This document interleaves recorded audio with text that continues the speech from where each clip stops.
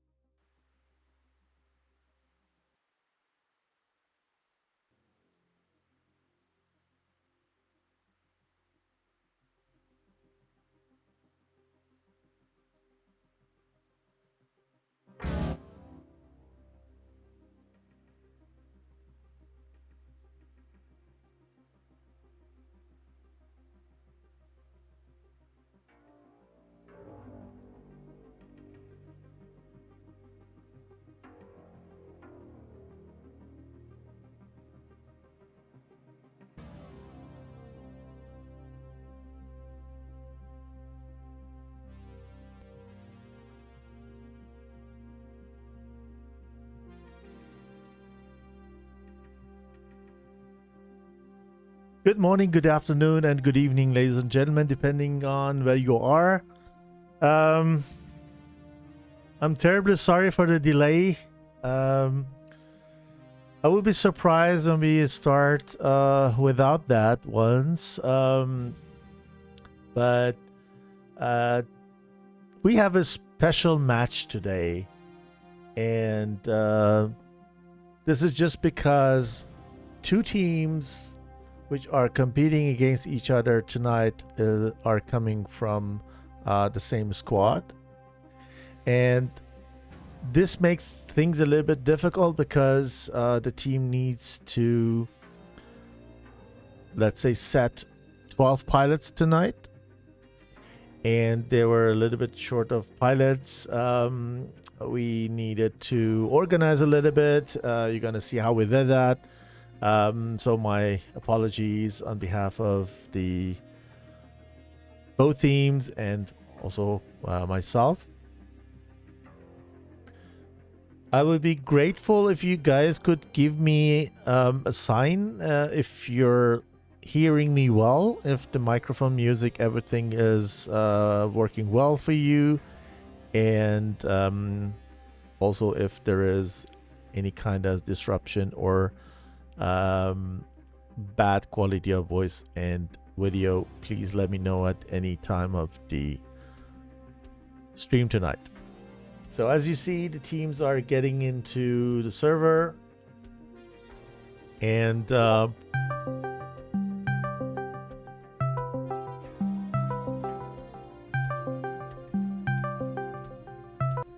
Okay, sorry, I had an unwanted call here. Okay. Do not disturb is active. Good. So, what we do now tonight is a match between Phoenix Task Force and Sharpshooters. The Sharpshooters are the aggressor squadron of PTF. So these guys, I said, are competing against each other. Gonna be fun. We have a couple of mercenaries tonight to just fill up the empty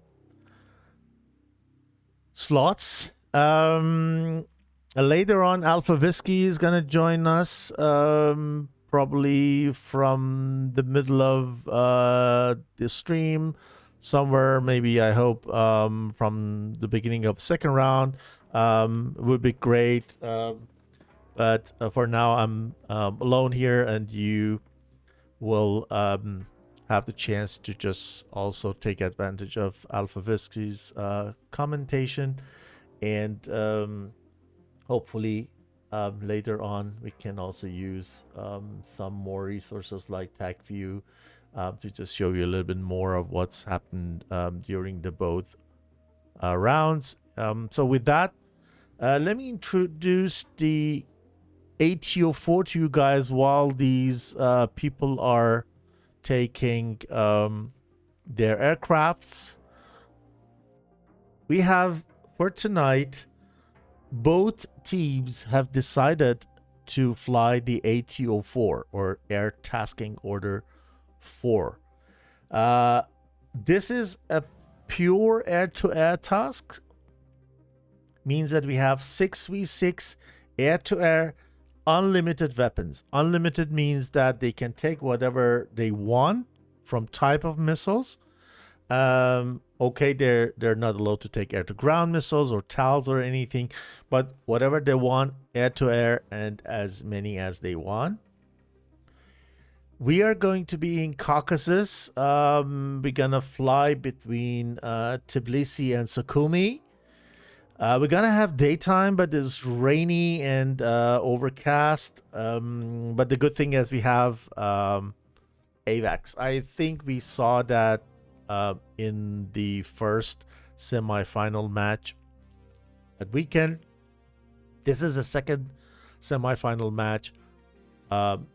In the other match, 343 is made to qualify to finals. If you guys haven't seen the match, you can see the highlights on my channel.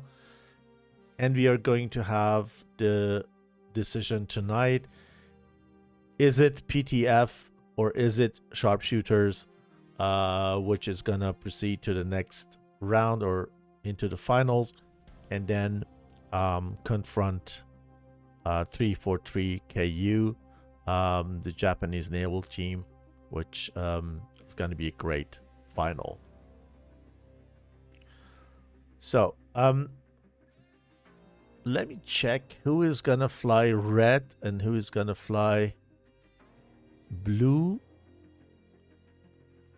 Okay, as it seems, PTF is going to fly red in the first round, and Sharpshooters going to fly blue. And just because they collect the points as blue team, we're going to focus on them,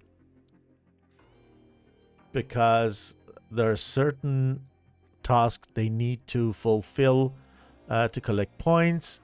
And one of those tasks is going to be formation takeoff.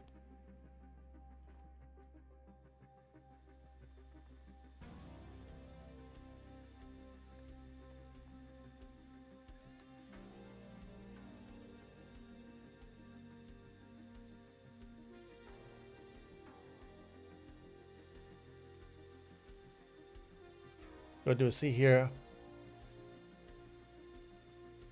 Wiper 1-2 in the F-16. And while the other guys are joining, we can move to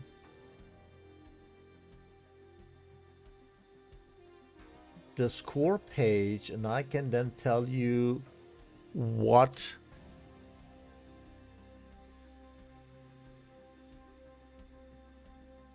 are the scores that these guys on the blue side can collect tonight.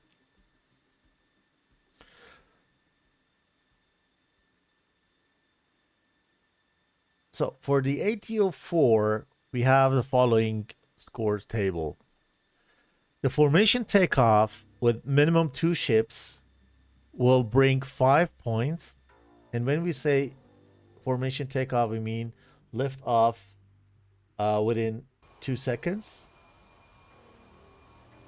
We lost Viper. Okay. We can go to red and take out Arya. Arya is Merce tonight, a mercenary from 404 team who's flying for the sharpshooters, aggressors. Back to the score table. As I said, formation takeoff, 5 points. The air-to-air kills, for sure, from the opponent side, brings the blue team plus 15 points for every single kill. So if they make to kill all the 6 opponents, they're gonna take 90 scores home. If they make to shoot a friendly down, then they're gonna get minus 5 points. And if they hit the ground, C with overstress or fratricide, they're gonna also lose 5 points. If anybody, any of the pilots make to get 3 kills in 1 round, then he gets an extra 10-point bonus. And landing at home base with minimum 1 aircraft brings also 5 points. So these guys need to make sure that they survive at least one of them and get home to secure that 5 points. For the red side, there is no point in this round. When we go to this round 2, which is also going to be the same ATO, then sharpshooters can collect points and the PTF will gonna try to deny that.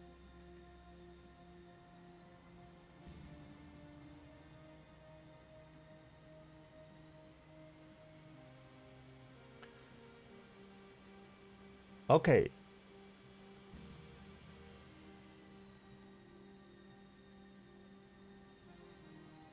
Let's see what we have here.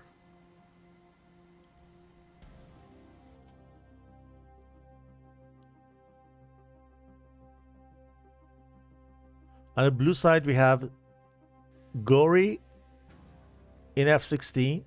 We have Rodo in F-18. And the people are getting into the server. Let's see here. We have another. Oh, Viper moved to F-15. Change the type. People are getting into server on the blue side. Let's take a look at the red side. These guys seem to be complete or more complete on this side because they have started to taxi. We have here Falcon in F-18 and not a Falcon. We have Kula also in F-18. We have Casper F-16, Arya F-16, and Lucky in JF-17. So these guys probably try to take advantage of F-18 because she can take a lot of missiles. JF-17 makes also sense. For me, the best air-to-air missile at the moment that DCS delivers. And I'm pretty much excited to see what the other aircrafts or air type, flight type's going to be. What's wrong with me tonight? Probably too tired from working. So,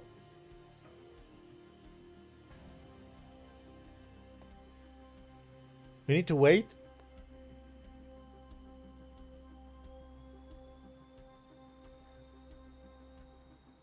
No match with full team, so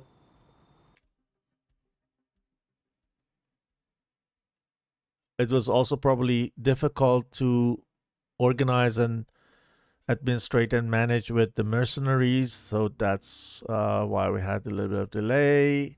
Here we see that the red side is also still not complete. There are only 5.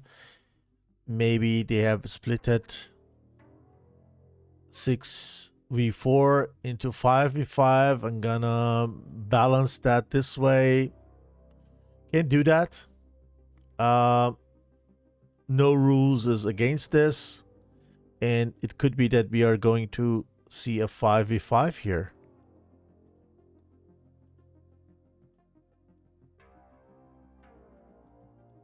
Yeah, so blue side so far only 4 people. Nothing had changed. Okay, black arrow just hopped in F-16. Gory is still F-16. Rhoda in F-18 is taxing, and Viper is F-15. Okay, so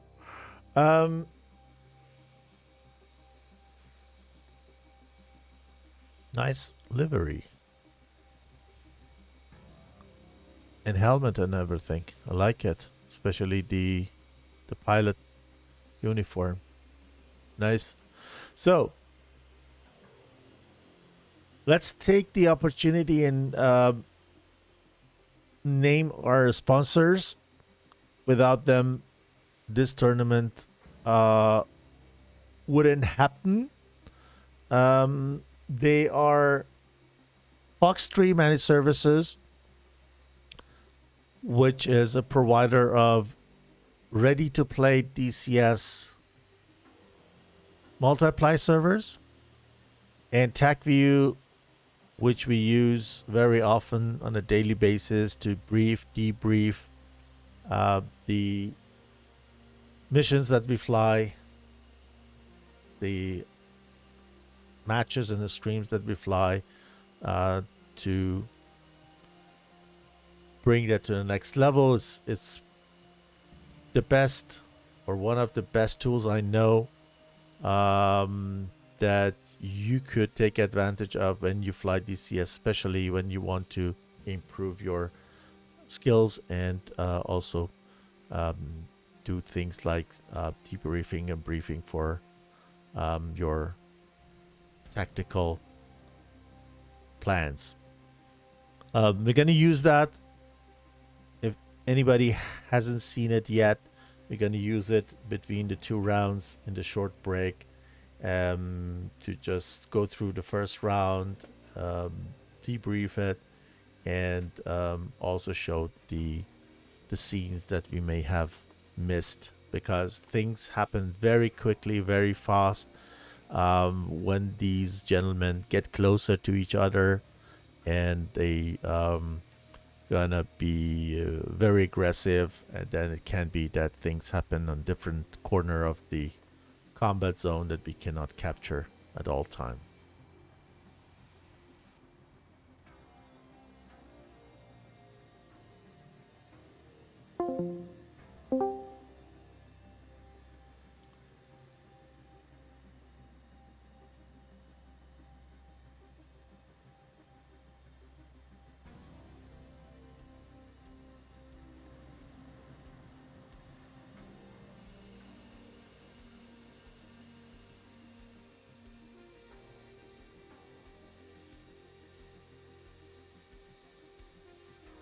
I like the skin.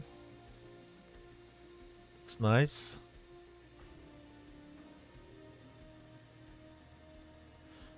The pilot stitches out.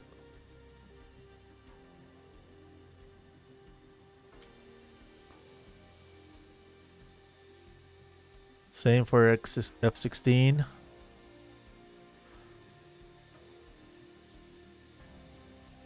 looks really good. And we have also the F-15 in the same, very similar at least, texture. Nice skins. Cool. So we have different of types. Here the one difference that it makes to fly F-18 or F-18 rather than F-15, that you can share your data link while link 16 together. Here is F-15 because it is a Flaming Cliff 3 module, a bit of incompatible. So the SA is not that easy between those airframes, but yeah, I just wanted to say airframes minutes ago.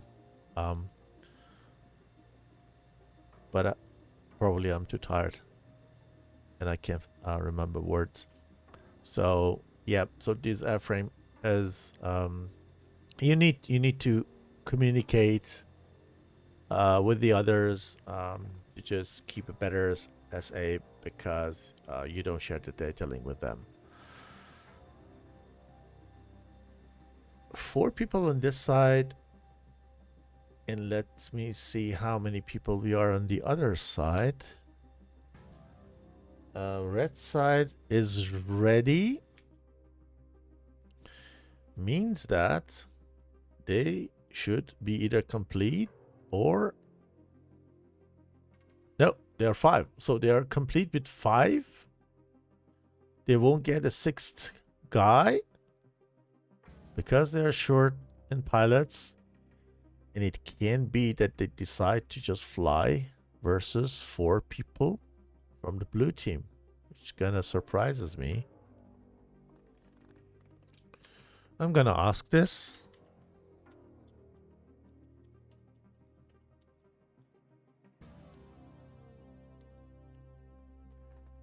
If they're gonna fly 5 before, it's gonna be a little bit difficult then for the blue side. Okay, it's gonna be 5v5, so they are waiting for the 5th guy to connect, and he has connected. That's good. Probably needs also a couple of seconds to just pick up aircraft. Exactly, that's what he did.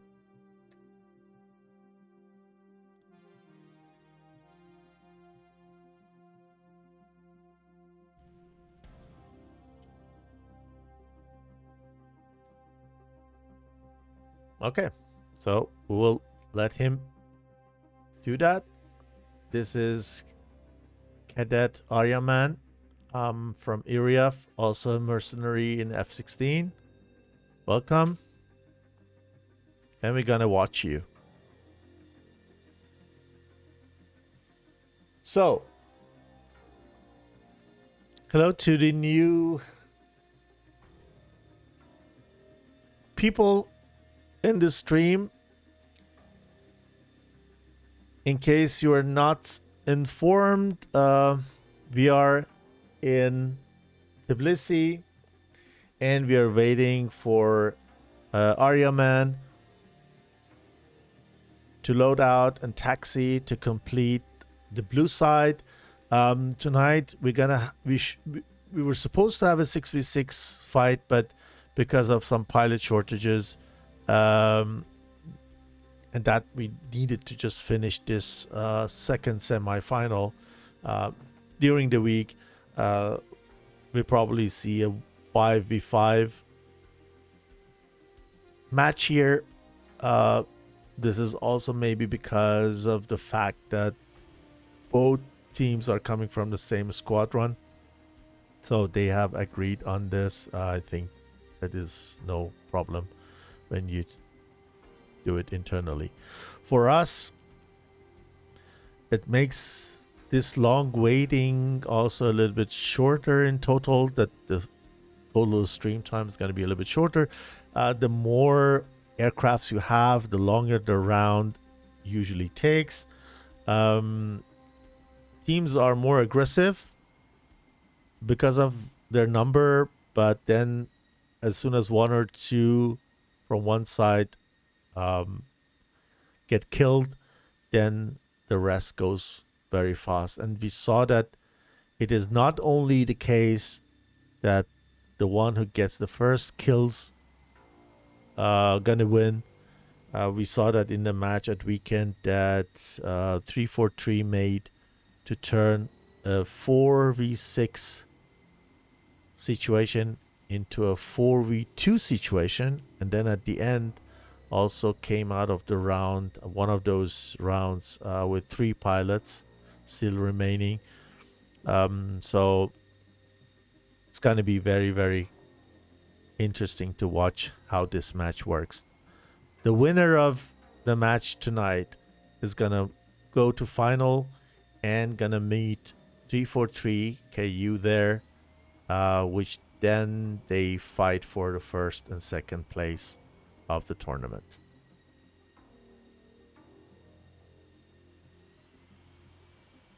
Okay. Okay, seems to be complete now. We see Aryaman has a different livery.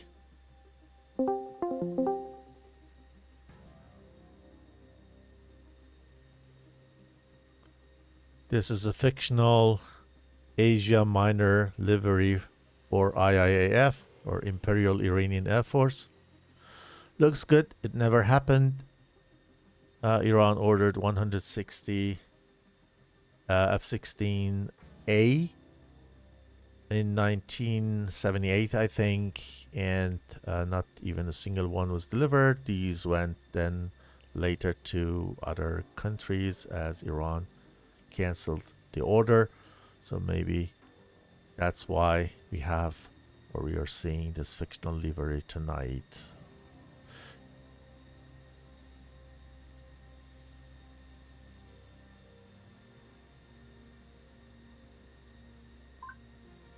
Okay, teams are ready.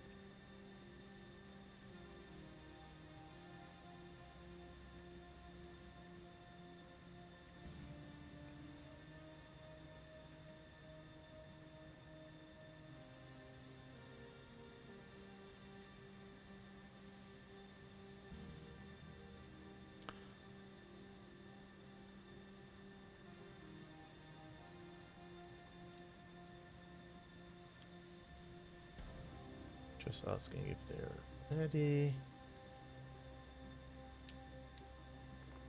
Both sides.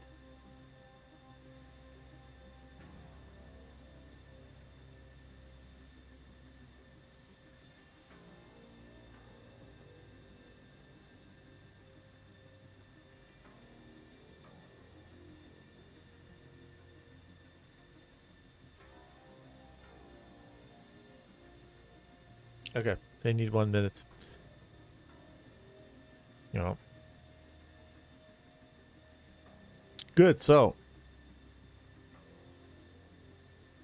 I wish when I stream, I wish we have good weather. Just because as a streamer, I can show you more when we have clear sky. But the good news is that tonight we are not going to have any night ATO. So we're going to have only daytime. And this way, we are not going to have any issues with weather or anything like that. Or let's say darkness. It's a little bit difficult to stream night matches. You need to increase the gamma, and then the lights are a little bit annoying. If you put the gamma back to, let's say, a normal, then you don't see the aircrafts. You can't capture the scenes. Most of the time we are working with the map on the F10. So this way, I'm happy that we don't, that none of those guys has decided for the night ATO. And the other good thing is that they have AVAX. When you fly in this bad situation, it is very difficult to see the opponent, and this way, it is very difficult to find each other. And then it's kind of be a little bit entertaining, but for the pilot itself, it's really a pain. So nobody wishes that, and you will see once they get into the air, how ugly the weather is as long as they are flying under the clouds. So Faisal is also there, blue side. So blue sides are 6 guys now, and see if something also got added to the red side, or red side is gonna stay 5. Yeah, we're gonna have 5 or 6 tonight. It seems that 5 or 6. Let me see. I'm not good in mathematics, so let's see. 5 on the other side, and here on this side we have we have 6. Okay, it's gonna be 6v6, I think, and both are ready. Okay, so I'll let these guys go, and with that, we're gonna see the F-15 with Black Arrow rolling over the runway. We have also a little bit of side wind. So we saw in the match between Harpia and 343 that these guys had a little bit of mishap while they took off. You see here, this F-16 is also doing quite hard to take off, and this way we didn't see a formation takeoff here. The third airframe has also decided to go alone. You see the side wind make it very, very difficult here to stabilize the aircraft. Look how hard it is to just have a formation takeoff here in this weather situation. That's maybe why the reason you get that point or those points when you do a formation takeoff here, just because it is difficult. We have F-16, we have F-18, and we have another F-18 here. We also don't see a formation takeoff here with F-18.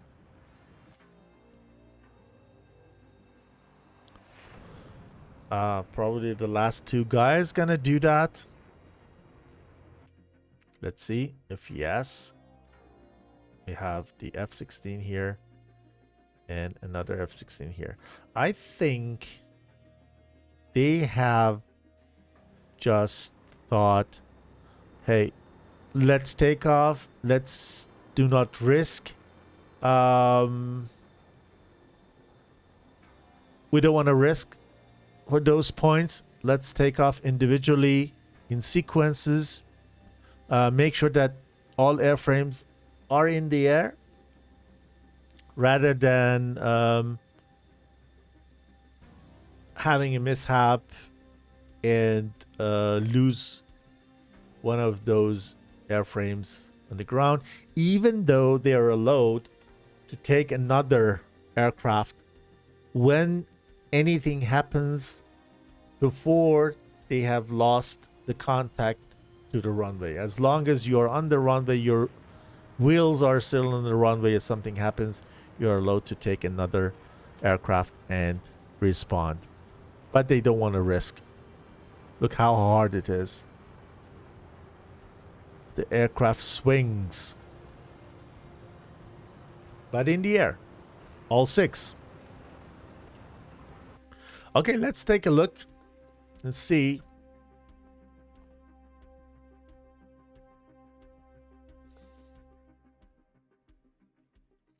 how they do. You can also have the labels.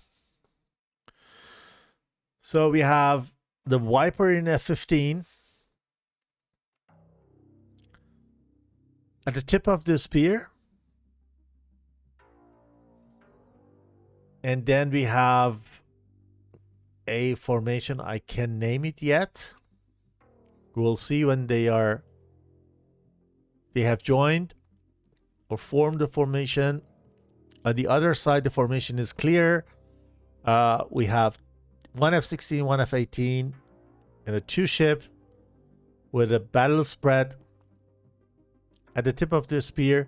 Then we have Kula and Arya, the mercenary from 404 team in F-16 and F-18 as the second ship, also in the battle spread. And then Lucky with JF-17 is in trail, which makes sense. It goes higher. The ST-10 has a longer range than AMRAAM, and it's more effective when you're a little bit behind, a little bit higher. Get that speed that you need, and then fire those ST-10s and keep the lock. And you can do it when you're a little bit back and higher to stay safe. So we have, let me check, I think 92, when I'm not wrong, nautical miles.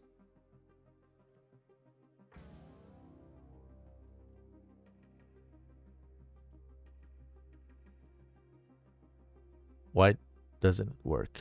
I don't understand. Here, okay. So we have exactly 92, 93 miles, nautical miles, distance between airfield in Sukumi and Bullseye. This is the same also for the blue side. So in total, 186, 85, 86 nautical miles between two airfields. So they need to make sure that they have enough fuel, especially the blue side, because they need to go back and land. It means that the moment that the bubble or the combat zone is owned, they need to go back to their home base and land. So they need to make sure that they have enough fuel there. So be very careful with consumption. So we have now kind of 2 ship on the right side, 2 ship on the left side with some distance in a box formation to probably pull some missiles or bait some missiles from the other side. And we have also one flying in between, so probably gonna help each side when needed. And I think that here F-15 is gonna fire one of the first missiles. That's why we get him. Gladly, he has climbed, she has climbed over the mountains, and this way, no issue with the rain.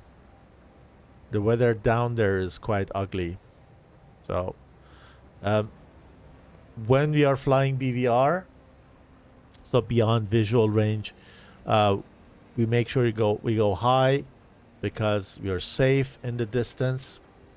But that way we save a lot of fuel when we need to fly 180 nautical miles and then also be engaged and burn most of time during the engagement. So we go high to save fuel even though we are burning all the time.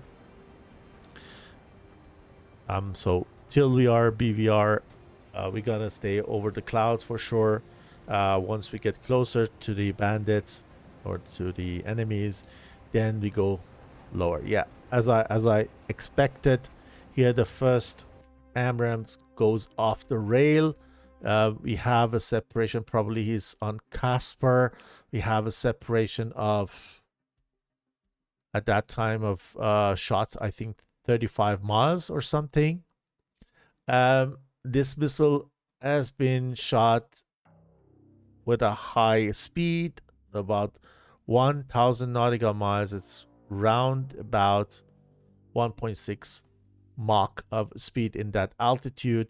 But even though it has been shot from high altitude, this missile is not going to be any problem for Casper, because Casper were already in a beam position. The second one goes off Arya, exactly the same.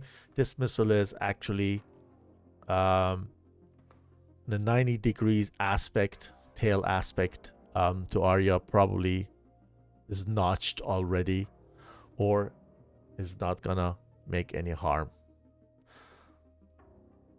Viper decides to come back because he is alone. When he ingress further, he can get caught between these two fronts and then get killed very soon. He has done the job. He wanted to give them long shots and probably pull also some of their missiles, which he has done now here. One M120C Charlie on him went not to him, at least is still flying, but not to him, and he makes to just bring Casper into a quite defensive situation. The job is done for him. I think he's gonna come back and rejoin, going for a grinder, or gonna build a wall in the front. We'll see. These guys on the red side, they have separated into two fronts, left and right. On the left we have 1 3-ship, and on the right we have 1 2-ship. Jet says hi. Hey, I back. Welcome. In case you're not with us from the beginning, this is the second semi-final match between PTF and Sharpshooters.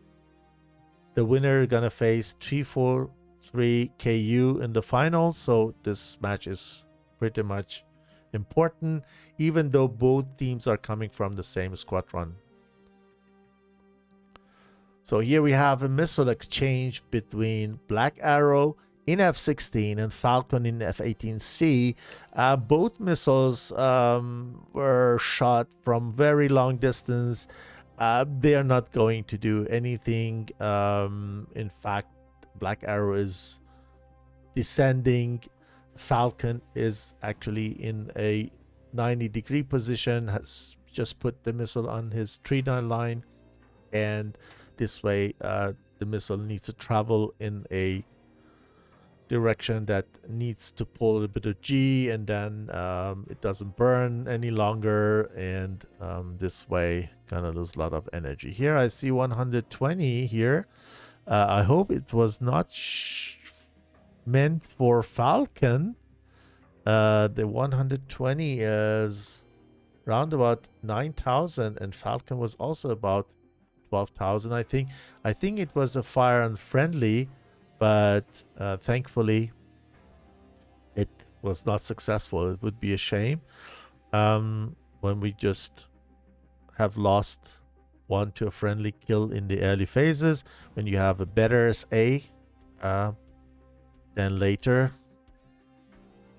Shot from Casper in F-16 and Gory goes cold. When you go cold that early, this missile is not gonna have enough energy to reach out to you.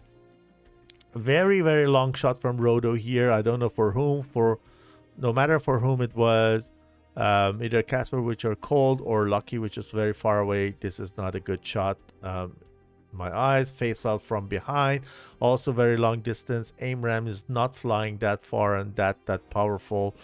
I see here that we just lost one red guy to blue side, so red is down by 1. Unfortunately, we were so focused on the southern part of the map that we just missed it. We're gonna see that in the TAC view after the break, hopefully.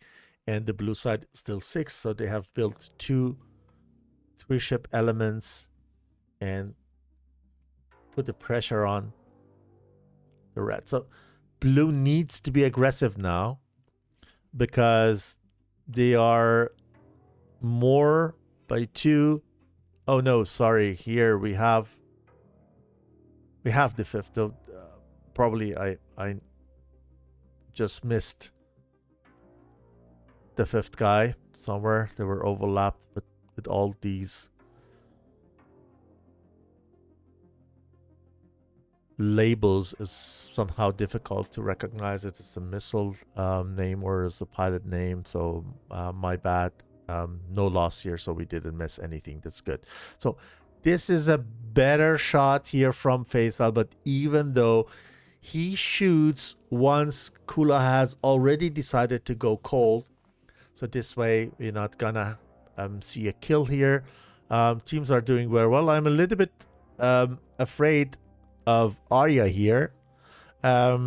He is flying very, very close to the enemy, and he is alone. If something happens to him, if these guys chase him and cut the way back and chase him, he has no chance to flee. So he needs to make sure that he gets back and rejoin.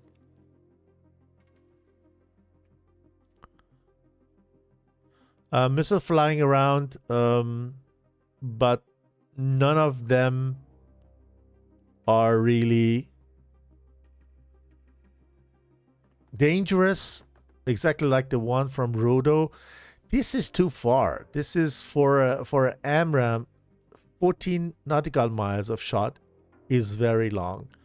The missile will go there, but has no juice or power or energy to follow the target. So this way, you need to save your missiles and use them wisely. Probably if the blue side is thinking of, we have the number of airframes advantage, let's take advantage of them. This is for me a better shot because Kula is still hot to it. He's gonna get the RWR warning at any moment and then gonna decide to do something. Yeah, so the missile doesn't know where to go. Probably he went into the notch, missile lost the target, and to be honest, AMRAAM is doing very stupid at the moment.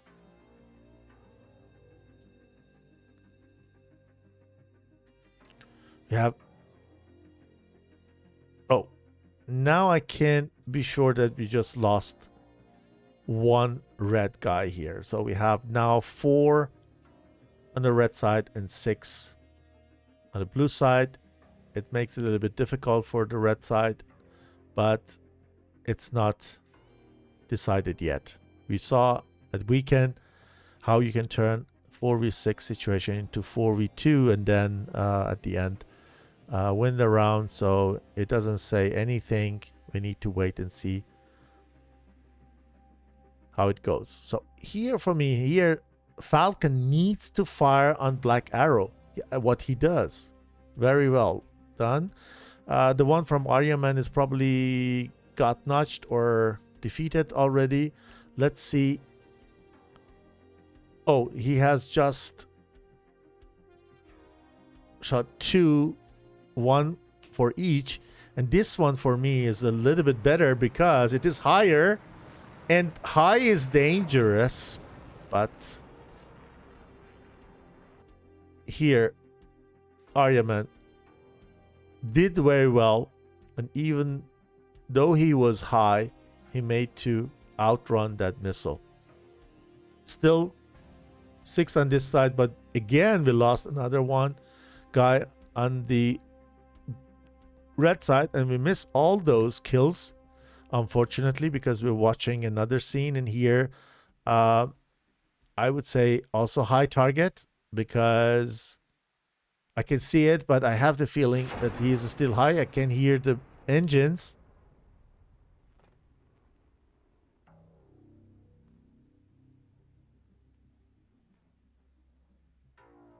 Nothing happened. Nothing really happened here.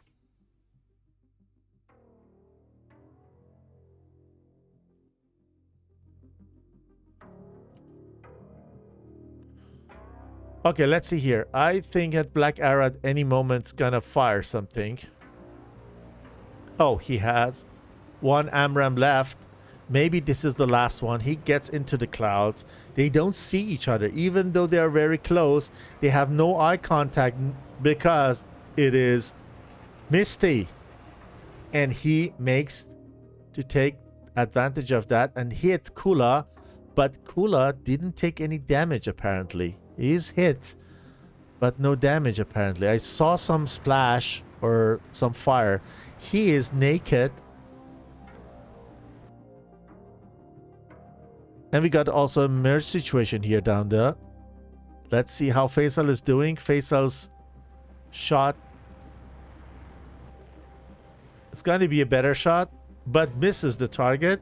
Everything is happening very, very, very fast. Kula here. Oh, you see he has no missiles, but he was in a very good position here to shoot on one of those targets. He tried to do his best here while Lucky is running for his life from that missile. Has a good solution for a PL5 on the enemy. Let's see. They go into the BFM. Dogfight goes on. He has a PL5. If he goes into a lead, then he can use it, and he does it. He pulls the nose up, goes into the lead, and fire that PL5. And here he needs to just go defensive and survive this AMRAAM, as he surprisingly does. And then we have a 2v1 situation here. Roto in F-18 following him. The missile doesn't hit and explode. And here we have JF-17 with no ammunition in a close fight with Viper, which has 2 M9X. So probably he's gonna be the one who's gonna take the job. Or is it Roto? Yeah, Roto has also missiles. So let's see what Roto is doing. Roto is in a merge. Doesn't fire. I don't know why. He has enough missiles. He can take advantage of one of those sidewinders and kill that guy. He doesn't see him. He didn't see him. He's in a bad position.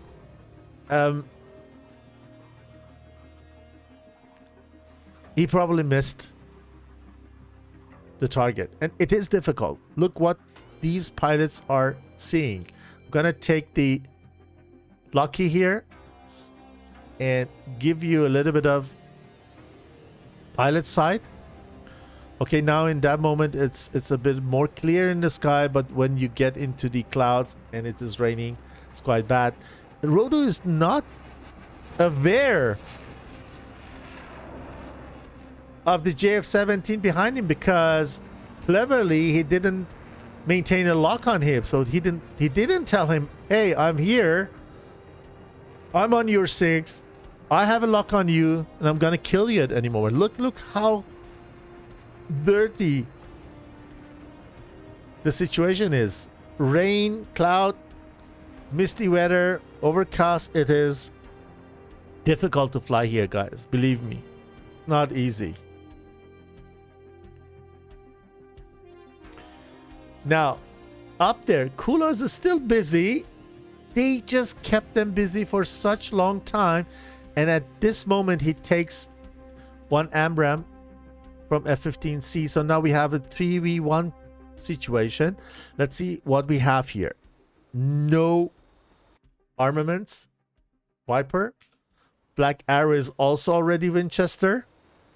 And here we have also Roto. It has 2 sidewinders, but hasn't taken advantage of it. He needs to go out like this, and he needs his guys, Black Arrow and Viper, to engage with Lucky so that he can separate a little bit, come back, maintain a lock, and then shot on Lucky once Viper and Black Arrow has broken away. Okay, let's see if we're gonna have any gun solution here. F-15 has very, very strong engines, very powerful. This is what JF-17 cannot offer. Even though JF-17 is a bit smaller, when you have bad sight, you can't hit him. And you see how cleverly he turns back, pulls the nose up, use the angle of attack, and use a gun to kill the opponent. And he should also be shut down somewhere because I don't see him on the map. With that,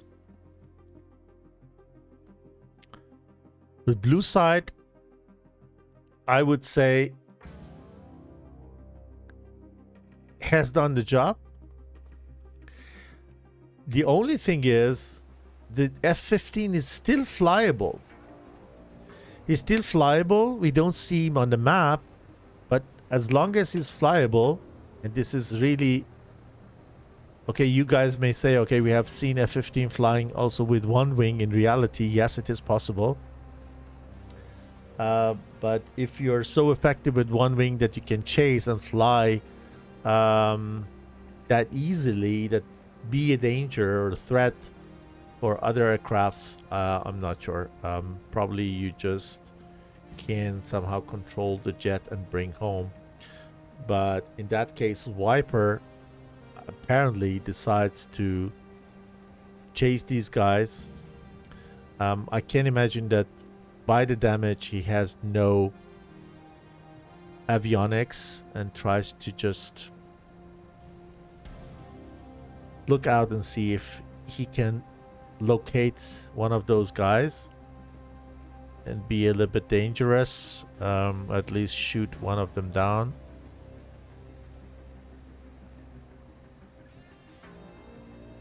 I'm not sure if the blue guys seeing him, otherwise they wouldn't turn back and go home. It's a good question for the Airbus of the match, if this is a kill or not, as long as he is flyable but is hit and lost the wing and is burning and everything.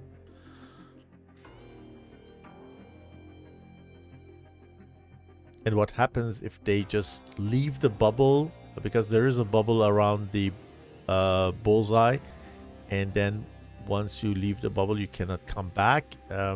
These probably they were not coming back anymore, but when you leave the bubble they don't have the chance to come back, even though when they know that there is another aircraft there, they can't come back and fight him, just because when they re-enter the bubble they're gonna explode. So once they're out, they need to go and land in Tbilisi.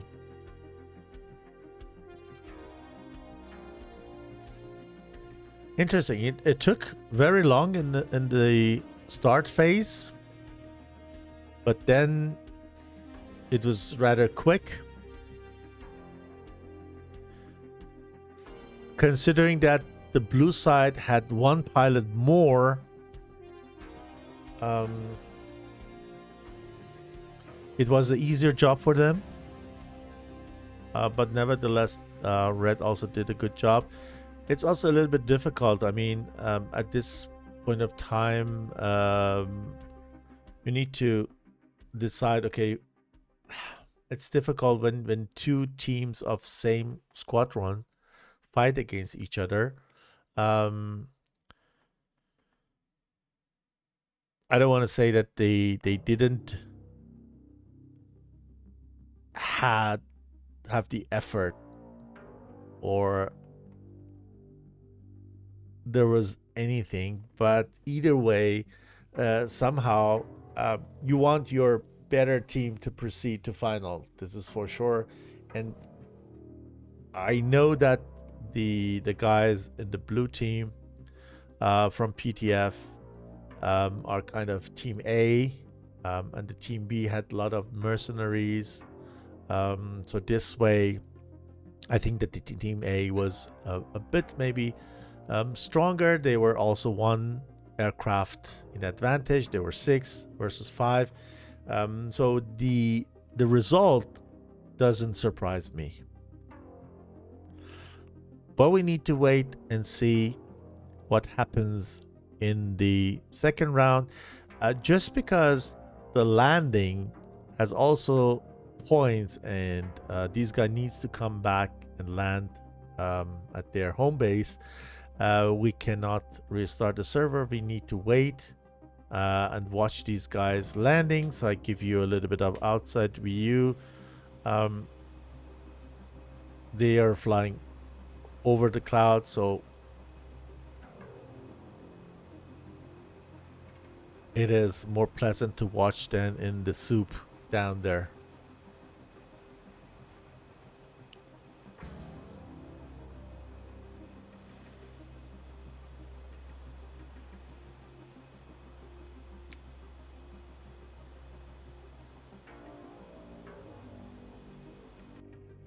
Yeah, Viper is not chasing anymore.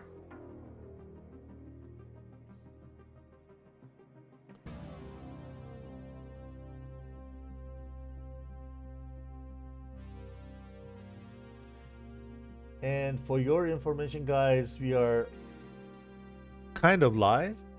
Why kind of? Just because we stream with 60 seconds delay in order to not to let anyone from each side to watch the stream and give intels to the flying pilots. We think that 60 seconds are enough because things happening very fast. And it doesn't also make sense to do longer delays. We trust that these people are flying, and sportsmanship is also something very important that we trust all teams are following and acting accordingly. So once they're engaged, 60 seconds of delay gonna be enough to have a fair fight. So we are kind of live, and that's why we need to wait till these people land. We can't fast forward in anything, so we are 60-second delayed live. The other contrail you see up there, it is quite interesting because I have the F-15 still flying, yeah, but F-15 is from the blue side, exactly. So my bad, sorry, I thought F-15 was on the red side. Yes, Jet 68, you're right. Viper is not chasing, and Lucky was the last red, exactly. So Viper is in the blue. So this way he is getting back even though he is hit. The battle area is neutralized just because all these guys are out of the bubble. This way we have also 3 contrails here. I was wondering why I have a 3rd contrail there even though the AVAX is flying in the other direction. So these 3 contrails are our blue friendlies, and they're all heading home.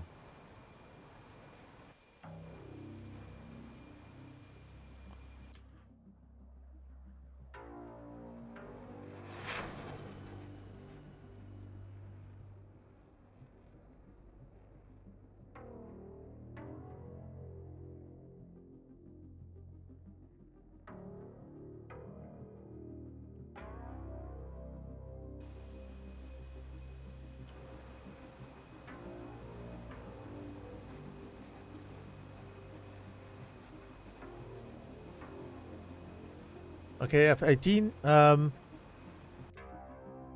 is descending probably also the one who is landing. The landing needed to be done with only one airframe, so no extra point when you land in formation, so these guys can go and try their luck, and once one of them has landed safely and taxied to the runway, they got the point or the score for landing.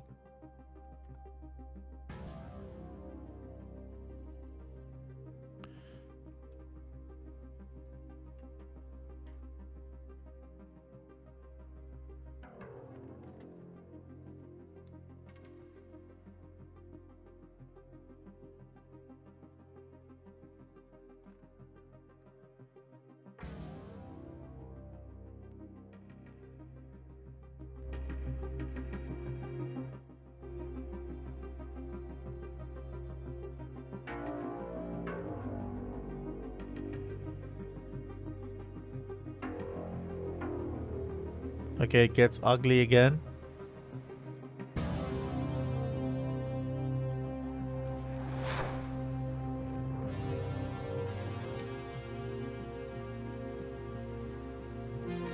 You're under the clouds.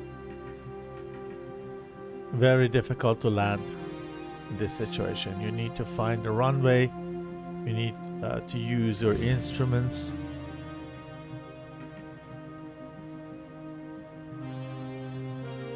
To be in alignment with the runway direction and everything, and use your CDI probably. It's just like flying in the night. So not that easy to land, and also not that easy to take off because of the side wind and everything. And you have also the side wind while you're landing, so that's why collecting those landing or takeoff points, information takeoff, is difficult in that mission.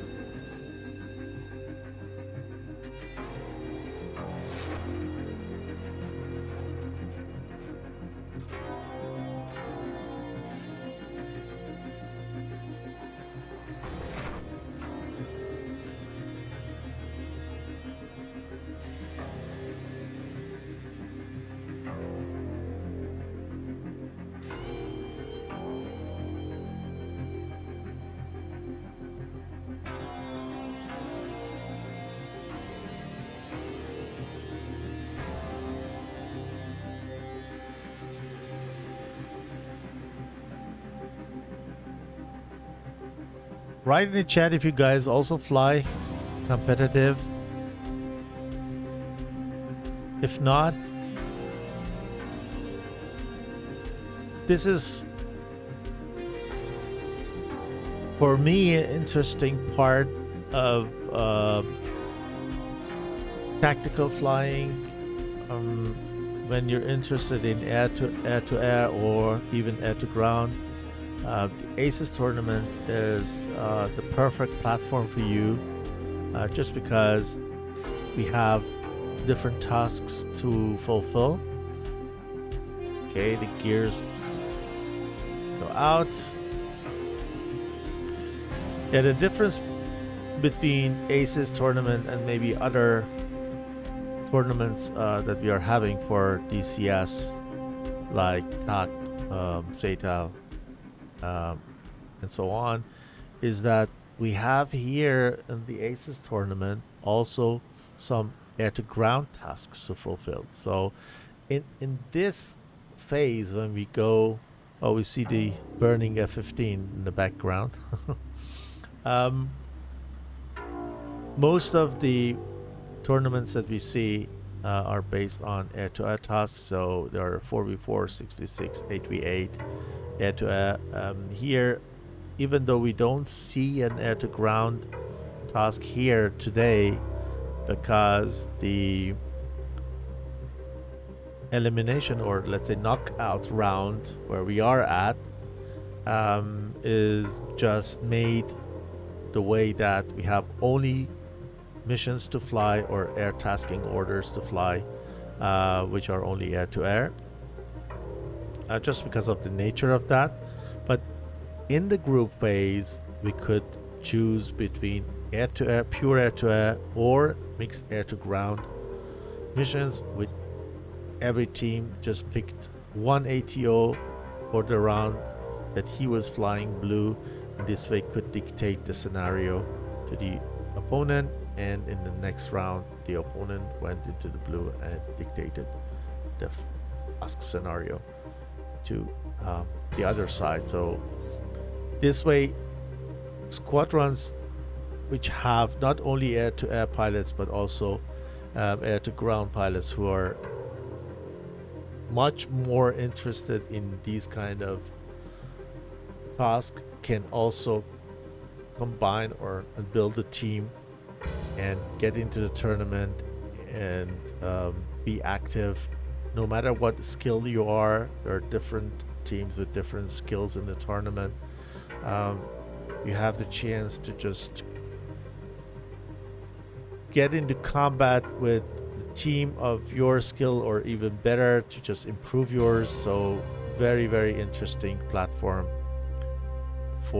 with the versatile task that you have. With that, you can satisfy your members. Get into that, try it, get your hands on it, and enjoy tactical flight and PCS War. I can only recommend it to you guys. Okay, so we have F-18. As we were so focused on F-18, we just lost the F-16.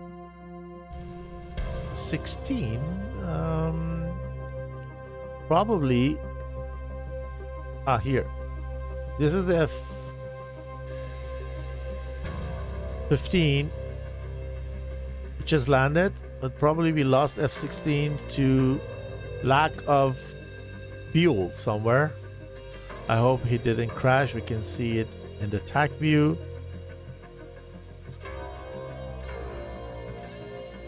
What we do now is I'm gonna send you to a short break. We're gonna be back in a couple of minutes. We're gonna watch a TAC view of the first round together to just see what's happened, what we couldn't capture. And then we're gonna start with the second round of the second semi-final match between PTF and Sharpshooters in a while. Grab a cup of coffee, have a short rest, get back in a couple of minutes, about 5, and then we're gonna start with the TAC view and the next round afterwards.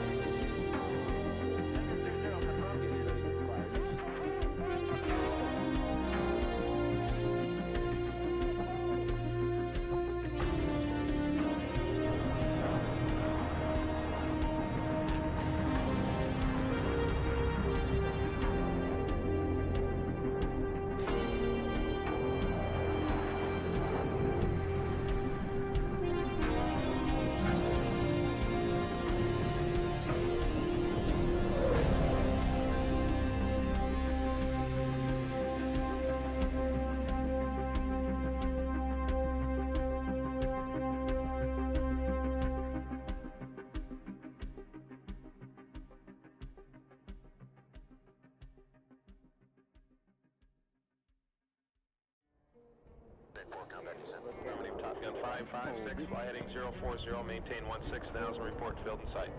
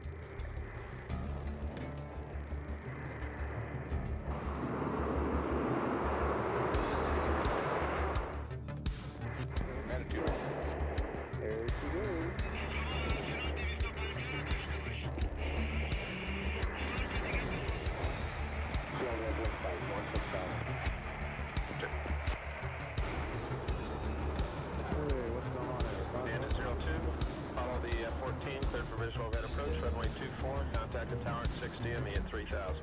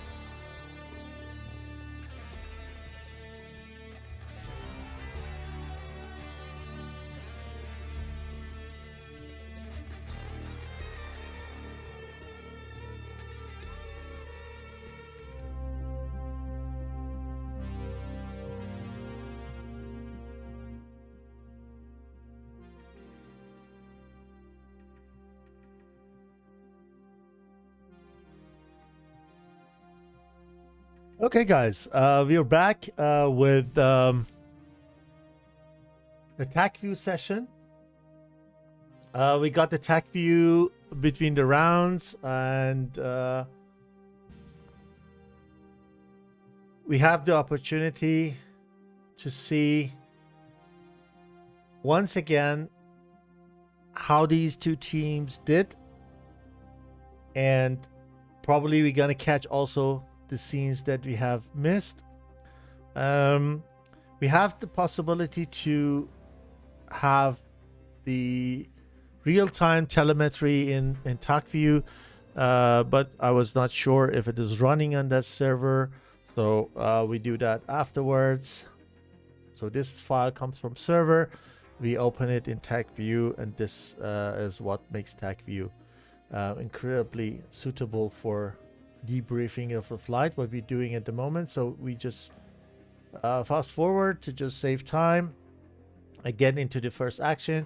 As you have noticed, the blue side is 6, and we have 5 on the left side because the sharpshooters were in lack of pilots.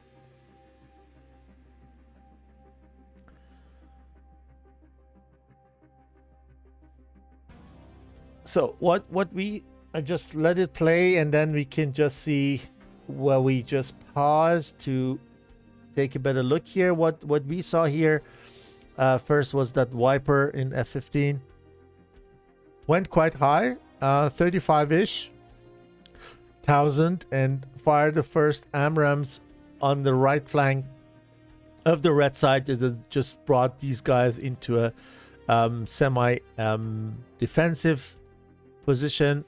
Second one on Arya as a mercenary for sharpshooters in this match.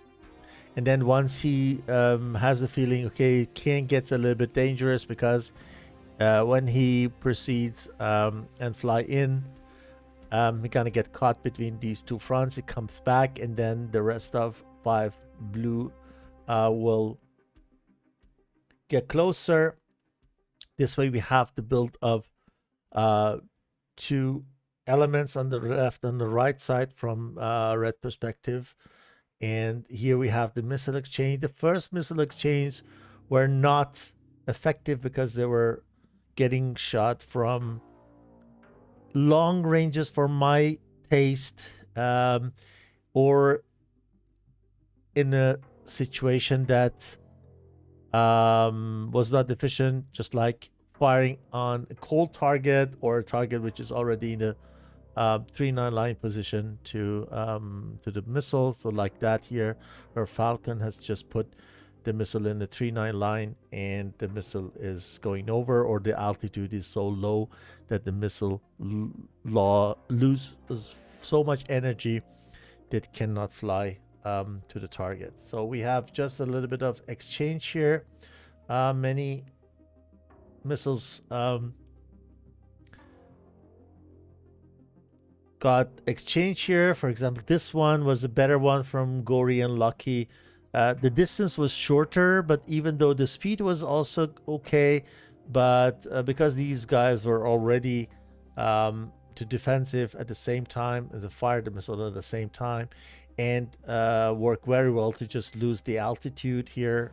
As you see, they just do a split S, go down, pull these missiles into the thick air, and then the missile loses energy, and then it's no threat anymore. A little bit of serpentine at the end makes the missile pull G up to 7 times, and then second time up to 7-4G, and then has no energy anymore. So we have still the 5-6 situation here. I'm a little bit afraid for Arya, just because he is alone here. Nobody can help him in case. 121.9er. Yeah, if you want to start with F-16, or you generally start with DCS, my tip to you is just find a squadron out there, train with other guys who have just gone this path. It eases and also fasten the path of learning for you. Very recommendable. There are also squadrons out there who are participating in such tactical tournaments, and hopefully when you know how to do it with firing missiles, you can be a part of the show, hopefully soon. Here exactly the same scenario. Missile exchange between Rodo and Falcon. Already at the moment that Falcon fires, Rodo is already in a defensive position. His missile is already active and he's safe here. Falcon also no problem, because this missile has traveled so far and it's so low and it's not going anywhere.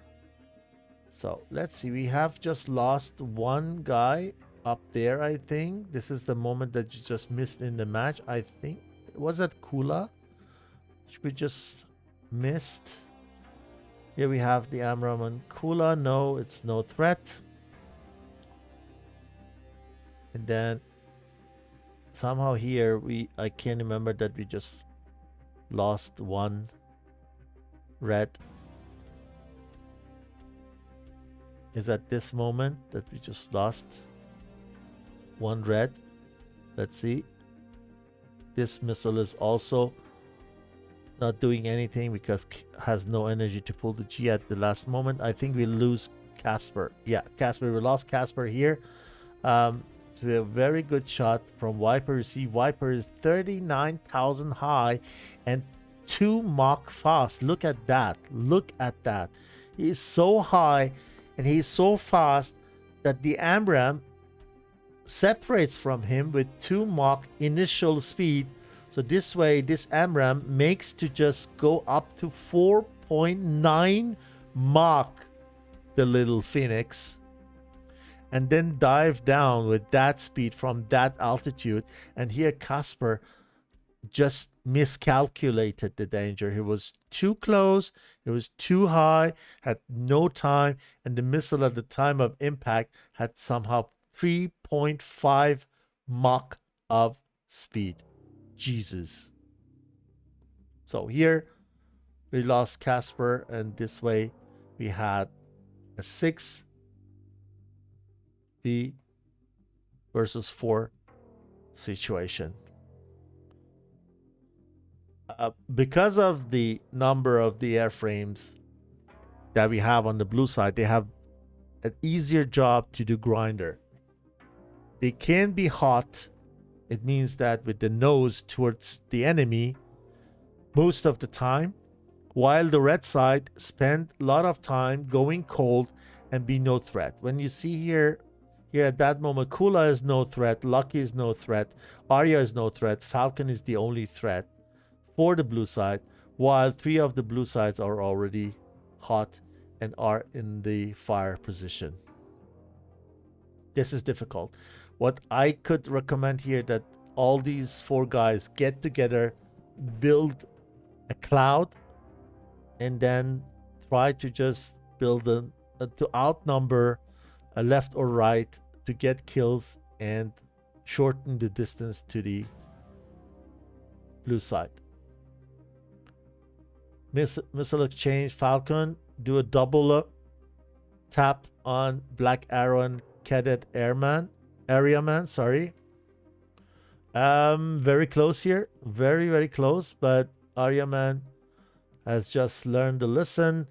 Loses altitude. While losing altitude, do kind of left and right and serpentine, and makes the missile to pull up to HG, and at some point of time missile loses the sight and leave Arya Man in peace. Okay, I think down there we just lost Arya here. That was actually my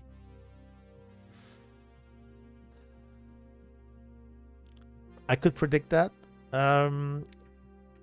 somehow. Best thing Arya could do here is just keep flying, because he's in F-16. Rodo is in F-18. He can see, when I pause here for sure, when he is in that situation, he has the RWR. And in the RWR, he sees what kind of airframe is behind him. So he can go faster with F-16, build up the distance, and then come back, or go behind Lucky and come back, or let Lucky turn to Rodo once he has just got rid of this AIM-120 from Faisal, and then come back and cover him. This is not clever to go hot when you're 7 miles away, because you have no lock on him. He has lock on you. He sees you. He is ready to fire on you. You need to maintain lock first. And this is exactly what happens here. Rodo waits till Arya is there, and then fires on him.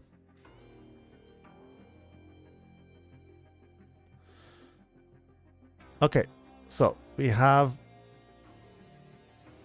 leave the rest.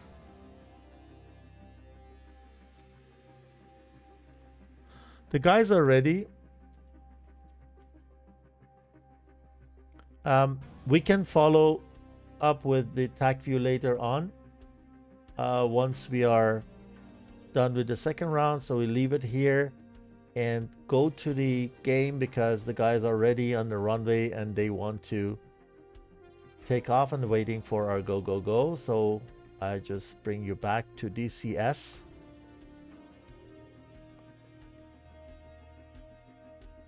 Okay, so let's see if the guys are ready. Already.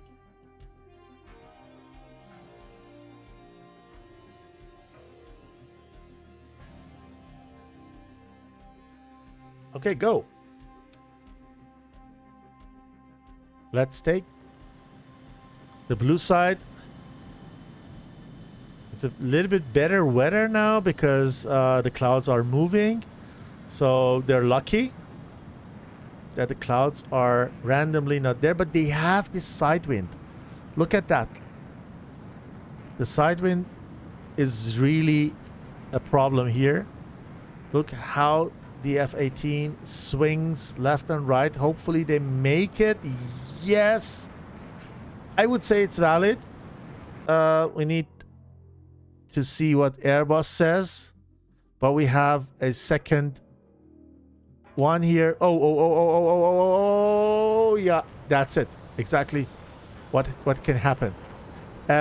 Arya can still take off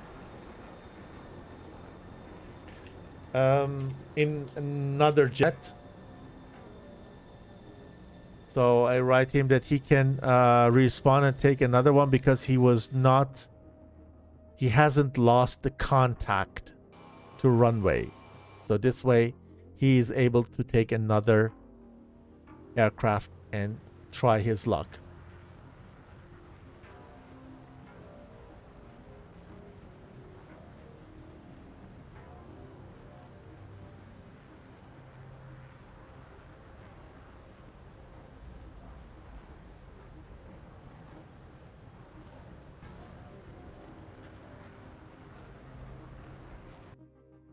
Okay, let's see what's happened to the other side.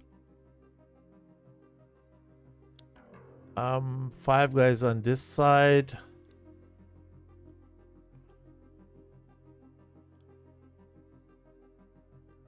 We have the other situation. So this time the red side are 6 and the blue side are 5. Maybe this way they wanted to balance the 2 rounds. So we have Rodo, Black Arrow, Aryaman, Gori, Faisal, and Viper on this side, which are 6.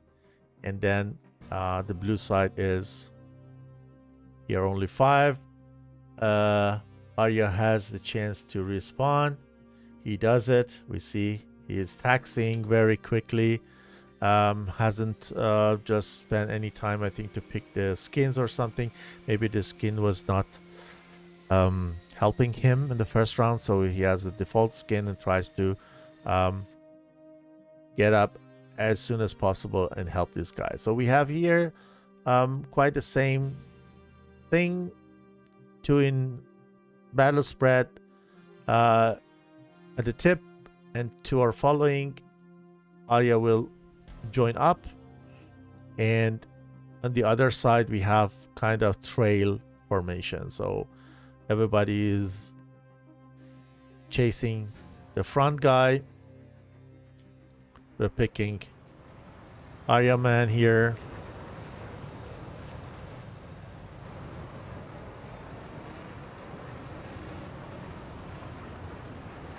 Let's me get somehow good views so that we have also a little bit of sound of the game. Of those nice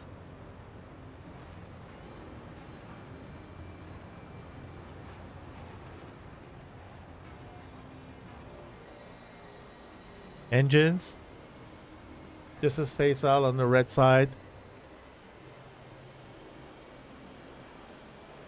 flying alongside his wingman.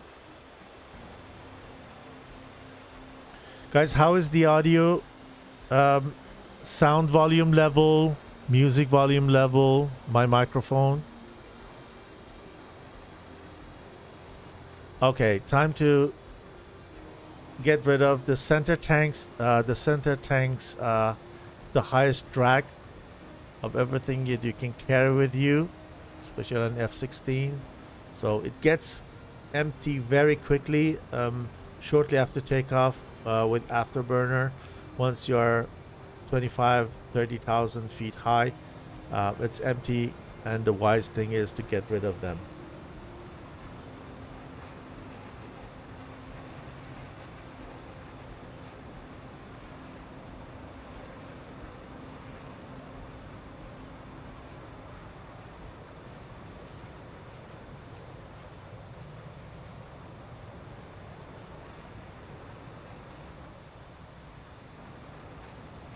I like the other skin. Looks good.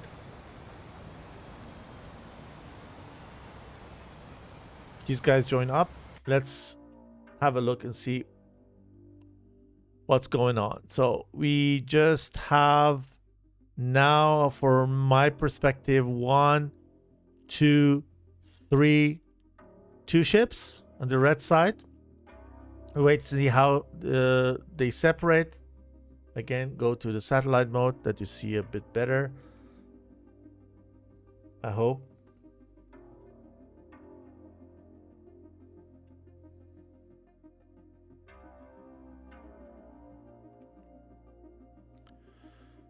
Here I can't recognize anything now. I think Arya is catching up quickly, trying to build an element on the right side. And we have here Falcon and Kula together with Lucky, maybe second 3-ship element. We need to wait and see once these guys have built up the formation.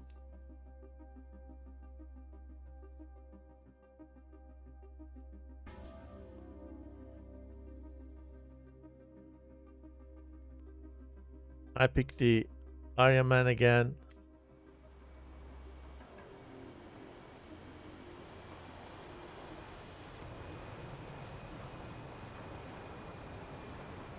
Nice weather up here. I can tell that about what we have under the clouds.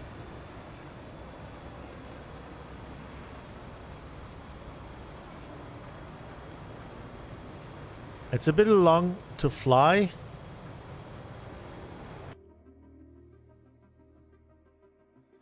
But we're getting closer because blue has taken control of the battle area. So blue is in the bubble as soon as red is also in the bubble. And believe me, there is a bubble here you cannot see. The bubble is, I think, 80 nautical miles in diameter. So 40 nautical mile radius.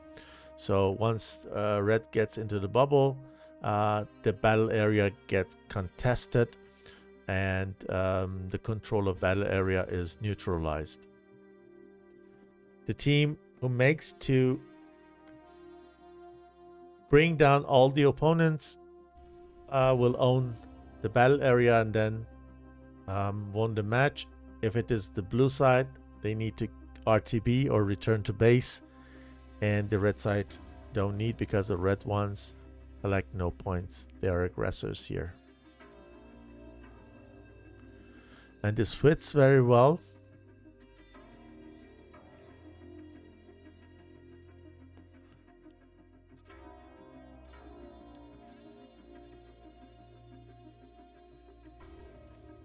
So here we have now two ships and 2 singletons. What I see here, 1 2-ship stays in the center, 1 2-ship stays a little bit back on the right side. Maybe Rodo is joining Lori to build another 2-ship, or they stay singletons. I can't tell you. But here definitely we are building, I think it's gonna end kind of grinder between Lucky and Falcon. Here maybe to pull some missiles, to bait some missiles, while Kula take the opportunity and go back to come on high and fast. We will wait and see. It doesn't make sense to go down as he's doing at the moment. He's losing on altitude slightly, but we'll see what he's doing. Casper and Arya has just arrived. They fly very high. They save fuel this way. They can ingress and shorten the distance between the first and second 2-ship and cover those guys.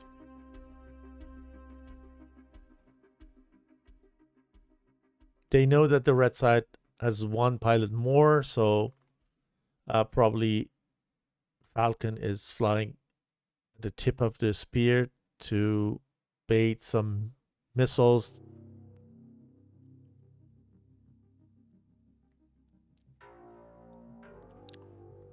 We will see. Let's get Viper here. They separate here from... He's separating from wingman, or he stay on his course and the wingman separates. Nose down. Getting lower altitude, just because when you get closer to your opponent, you can get hit by long distance, and that's what you don't want.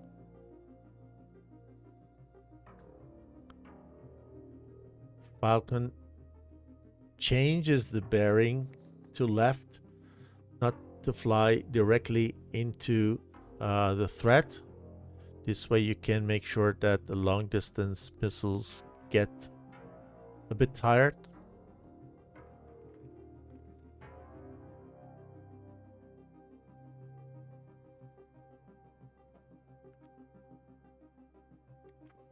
He sees that black arrow got cold.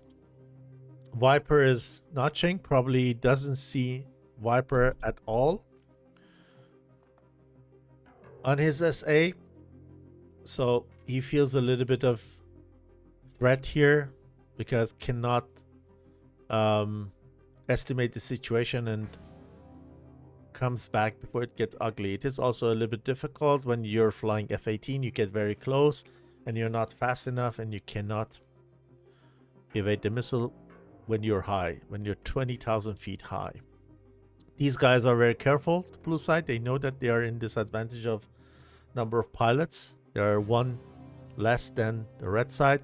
The red side is still building up. Now we see here 2 rows that they're gonna go on grinder together. They get into the position. I think that we're gonna see the first shots here. Yeah, the first shots are getting exchanged. They're not going anywhere. They just do the job of bringing a little bit of chaos in the formation of the opponents and hinder them from what they have planned to do. Here, Falcon at any time needs to get the warning from that 120s. If it is on him or not. Apparently not on him, because he's not reacting to them. The M120s were 20,000 high. Falcon also, but apparently has got no RWR. Here we have the exchange between Falcon and Gory. Quite long distance. That's not harming any of them. The teams are playing a little bit more careful than the first round, from my taste.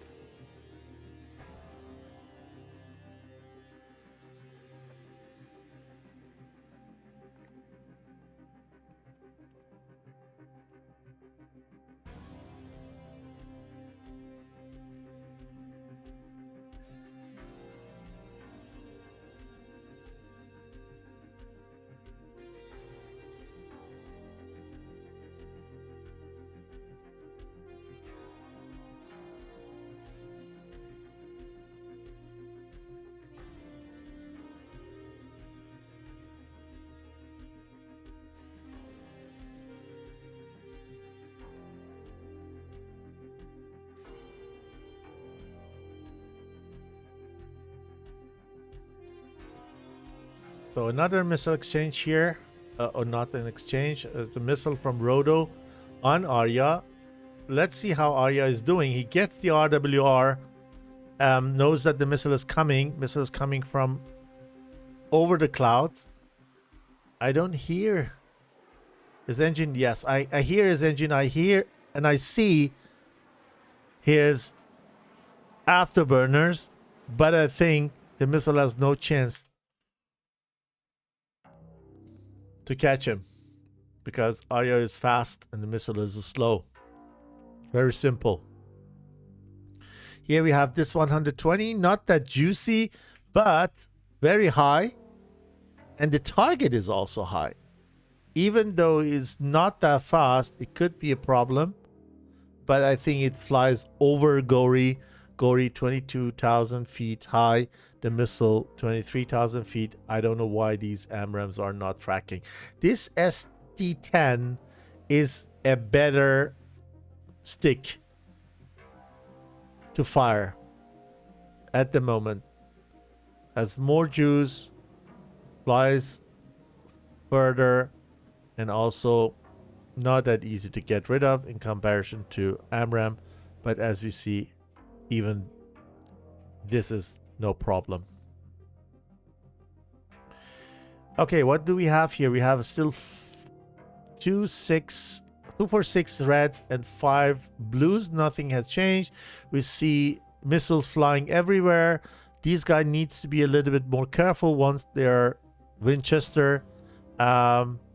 They can't do anything more because dogfights quite hard in the ugly weather, in that soup down there. When they go high for dogfight, the engines are not that powerful.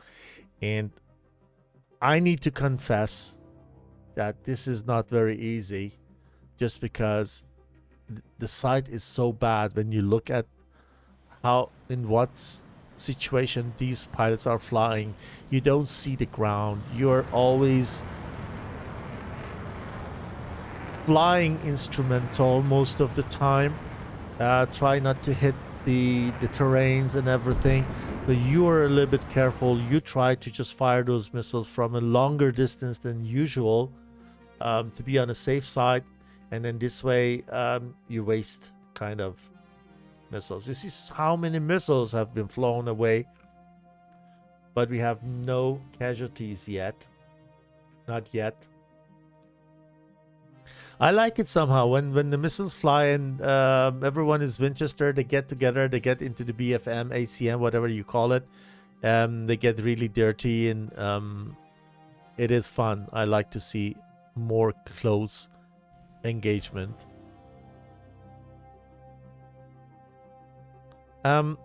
Yeah, I think we missed one hit here, or it was a crash. I'm not sure. We're gonna see that in attack view later on, but we just lost one red side to blue. So red is down by 1, so we have a 5v5 situation. Now everything is balanced. I don't know how it is with the number of missiles, but from number of airframes, we have the balance here. So rock and roll. Okay, Cadet Aryaman is coming very strong, but he's flying against 3 opponents. This way, this is a good shot from Viper. It keeps Kula away from him, but if it is coordinated, I would say not, because at the same time, Aryaman has also fired on him. They see, these guys see on their SA page, because link 16 give them the opportunity to see what target their wingman has got lock on. So avoid a double shot if this is not meant to be a pincer, which didn't look like. Here, this missile is following no one. Wrong alarm. This one is a better one. Let's get him. It is ugly in the soup, but it misses the target by centimeter. Unbelievable. 5v5 in maintaining.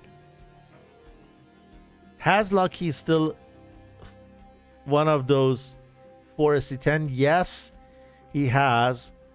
He has still another one. He goes high. He maintained the lock. Goes on Aryaman. Aryaman is safe, I would say. This missile is not going to harm her. Sorry. Because he's already cold. He is in, puts the missile into the 3-9 line position. And it's good. I would say he's good. Okay, I'm worried for Viper. Viper is very, very deep in the find territorium. And Falcon has got a shot on him. It's not going to harm him. It is the other way. I'm afraid and I'm worried for Falcon here. Wow. That was damn close. And here, same situation. Arya is in trouble. Arya got hit, but one of those two 120 Charlies here. Now we have the second casualty of this round, and now we have a 5v4 situation from red side's perspective. Lucky, the last ever SD10 he has on the target, and see how this SD10 is doing. It's burning still. Now stop burning. Guiding the target is still tracking, and see, yeah, it's not gonna be enough energy to turn together with the target. So now Lucky has no more missiles anymore. So this way Kula needs to help a little bit so that Cadet Aryaman leave him alone. Now Lucky comes and try to shorten the distance between him and Viper, so we save on the safe side. Let's see how the merge is gonna work here. Viper flew under him and past him, and these guys didn't see each other. Not wondering because of the soup out there. So 5v4, this 120 can be a little bit of danger, but what Lucky does is goes into the dive at the last moment, and the missile has no juice to turn, to just take the turn so quickly. Here I see bad things coming. Look at that.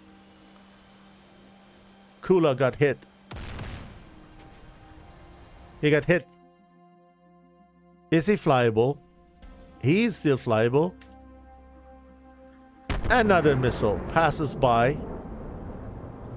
I saw a hit there. I'm not sure if I'm right, but this doesn't look like a survival. Yeah. Too many people following him. Same situation for Faisal. Is also in a good position. He has no missiles. This happens when you fly all your missiles, when you just do everything quick. Let's see. Oh, I saw a shot here. Oh, it is on Falcon. I thought it is a friendly fire. It's not, but it's no problem. Luckily evades another missile from behind. Look at that. Missiles got fired on him, and he luckily defeats one after another. He has still one PL5 he can take advantage of, but here, the gunshot from Viper doesn't let him to fire his last PL5. Now, Falcon is the last man standing in F-18 with 2 AMRAAMs and 2 Sidewinders. Now 1 AMRAAM and 2 Sidewinder. Let's see if this AMRAAM's going anywhere. Yeah. Well done. Well done. Falcon takes down one of those guys. Let's see if these guys have anything to be dangerous. Viper is Winchester down to gun. Faisal also Winchester down to gun. And here, this is the time for Falcon to just fly away from these guys. He needs to make sure that he also saves the fuel, just because he needs to get back to the base. But killing those guys and having those 30 points worth burning a little bit and get distance, because with landing at home airbase, he can collect less point than killing those enemy targets. He is trying to go fast. He's trying to just take advantage of those obstacles, that optical obstacles called hills, to turn back and get a fire solution like this and take advantage of the missiles. The missile goes out and hits. Perfect. 1v1 situation for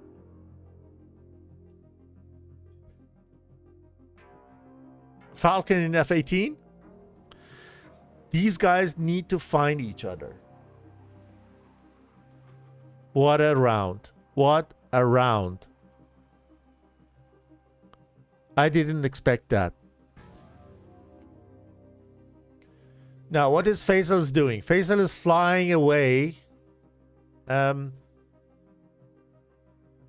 would go towards my airbase to pull Falcon, or just force Falcon to follow me to get further and further from his own base, to have a longer distance to fly back. But I think there was something wrong with Faisal. I think he was hit. He had no fuel or anything, or had no navigation, whatever, or instruments were damaged by a gun hit. I don't know. Maybe no fuel. I'm not sure. He is down. Falcon can go home. Falcon fires also the last 2 AIM-9s because he has just got the message that he has owned the combat zone, and he knows that he doesn't need those missiles. He just got rid of those missiles to get lighter, less drag, go high, gain altitude with a lower RPM. He is 90% RPM and angle of attack of 4.5 units, going high, very easily to take altitude in case he needs to fly longer. Then he has enough fuel when he's high, and also can just glide the last couple of nautical miles in case he runs out of fuel. Okay, we have long range for him to fly. We need to wait, so I suggest that we just move to the TAC view and continue TAC view. Hi, Ilos. Welcome to the show. We just saw the second round. We are moving to the TAC view while Falcon is doing the RTB. So let's go there and continue where we have stopped in the first round. This is still the TAC view of the first round. We're gonna get the second round once the Falcon is landed. So here we have the exchange between Rodo in F-18 and Arya in F-16. Both good shots. They just go defensive quickly. The disadvantage of Arya was here that he was very low altitude. So this way he went into the terrain, first of all, and second of all, because the missile was shot very low, it went into the ground by the maneuver performed by Rodo, losing altitude, forcing the missile to go into the lead position, and this way missile goes into the ground. Arya loses the fight against the ground. So we have here this 6 versus 4 from blue perspective, and then now it is easier. It is not impossible to come back as red and own the combat zone, but less probable. Here you see that 120, how it turns to get the lead of Falcon, because Falcon is very fast, about 1 Mach, but turns back to him. Notch doesn't work. It works. Like, oh my god, here he made to notch it. Unbelievable. Well done. This is what we just missed during the match. That we see it much better here. Look how close it was. Unbelievable. Well done. Well done. He trusts the notch and he get paid. Well done. And the next one comes from Gori. He has no time to recover. The distance is too short. He decides to just go for a notch again. This time, it's not that lucky as the first time. And got the missile. 6v2. Difficult. It's getting more and more difficult for red side. Kula does a very good job pulling that missile into the ground. But Black Arrow is very high, and Black Arrow is typically fast, and then fires the next one. Doesn't really track. Very interesting.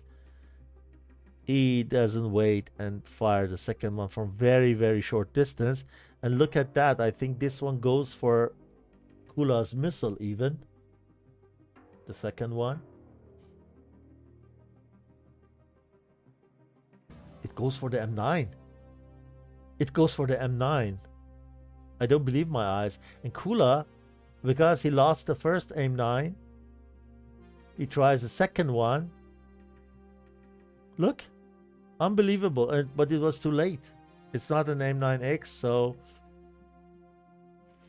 here we have situation of 1v1, and down there we have a little bit more difficult here. Lucky tries his luck and trust the notch. Get paid. Very well done. Very well done. He's not lucky. He has a skill. And look at that. Look at that. Look at this Fox 3 going for the chaff. Who says chaff is not working in this CS? It does, apparently. But you know, hey, come on. What's wrong with Amram? Look at this. It doesn't hit. Lucky is really lucky. It says, okay, I have so many SD10s, let's fire all of them. And also the PL5 afterwards. I don't need them. So if he just make the shoot down one of the blues, but it could be a little bit more careful with firing those missiles. He has been doing a very good job notching and evading all those missiles. It's a pity that he just fires 3 missiles on one target, which is already hit by the first missile. Maybe a little bit longer intervals would be good. This PL5 is also a very good shot. He just here pulls a little bit G and pulls the nose up, maintain a slightly lead position for the Fox 2, and then triggers. Now he is Winchester, we can remember. Doing a good job evading and dodging those missiles. On the other side, we had Kula. On one side, Black Arrow and Cadet Aryaman from Iriaf team. On the other side, and here I can remember we saw a very nice kill, a gun kill from Kula. From I think it was Kula who just shot the first blue, if I'm not wrong, or it was the Black Arrow, I'm not sure. We just had a snapshot here. That could be a kill. That could be a kill. Yeah, here is where F-18 can do better than F-16. Lower speeds, higher angle of attack. Exactly. It was Kula who had just had the first shot. And then we had the situation between Black Arrow, Kula. Here, Viper help with an aim 9. Kula is very, very cautious here. sees that M9, puts out those flares, and then change the target and goes for Viper, because in his eyes Viper is a more dangerous opponent, maybe just because he could still have missiles hitting. He wants to reduce the distance because he knows Black Arrow has no missiles anymore. Very clever, but too late. Here, Lucky is still lucky and skillful, and even chasing Roto. And I can remember that he just got the gun solution here, I think, again, or not. Yeah, exactly. He made to just kill Viper, but for him it was also too late to just recover. And this way, the first round went to the blue for sure, with 2 remaining.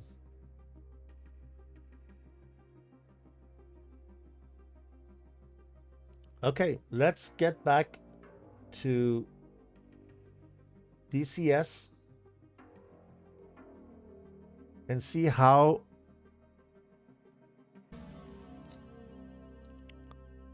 our Falcon is doing in the F-18, sorry. He's very high, 38,000, and the RPM is reduced to 89%. 3% less. It was 92%. So apparently he has enough fuel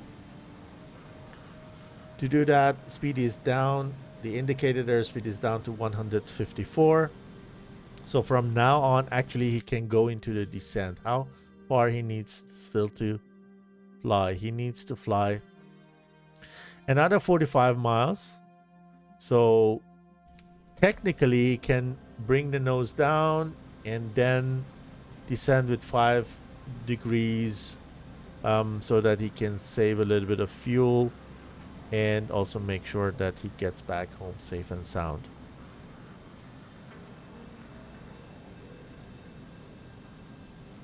Hey Rodo, welcome to the chat. Nice game and nice flying. We enjoyed that. How did you find the match from your perspective? Write in the chat, let us know. I like the second round more than the first round. I'm not saying that the first round was not good, but personally I like the second round. I think how we saw the missiles flying were a little bit too hasty in the second round, but in total I liked it. I think, I don't know how the point stand is. At the end, these are the points which define the winner. So we have in the second round 1 blue guy coming home. In the first, we had 2 guys coming home plus the damage F-15. We lost one of those flyable ones or intact ones somewhere, I think maybe due to lack of fuel. We'll see in the TAC view later on. But when the damage F-15 counts, then we had 2 landings. Doesn't matter, we need only 1 landing to collect the points. But if it is a kill, then we have the same situation as this round 2, which we have also 1 airframe coming back home. If it's not a valid kill in the first round, even though the F-15 has lost the wing and was on fire, then they came back home with 2 airframes. It means that they could collect a little bit more points. It also very important to see how the Airbus decides on other scores like formation takeoff, number of kills, friendly kills, crashes and things like that.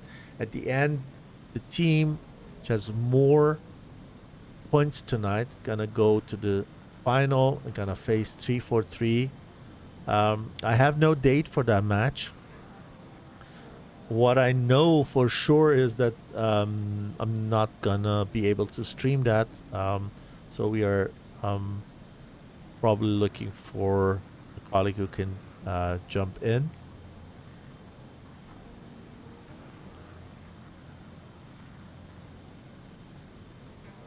Much better weather up here.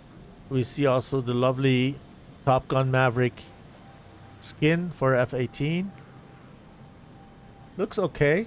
What do you think of that skin?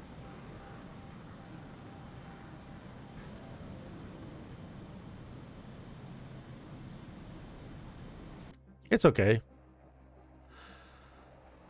We have high angle of attack here, about 12.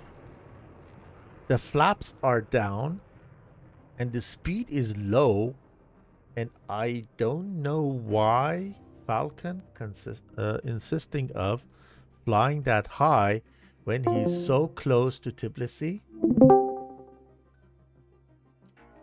I don't know. No idea.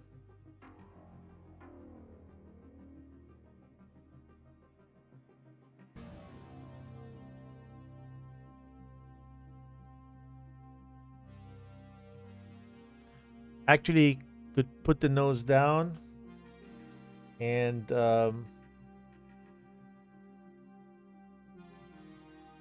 enjoy the glide. And he can be faster because with that speed, you're not going anywhere so soon. 150 knots. Now it's a bit better. Angle of attack is 9. It's kind of more straight, but you see from the contrails here that still has a bit of angle of attack.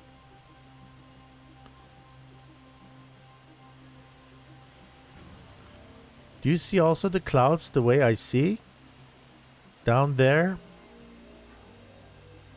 When you look at the terrain through the clouds? It looks weird.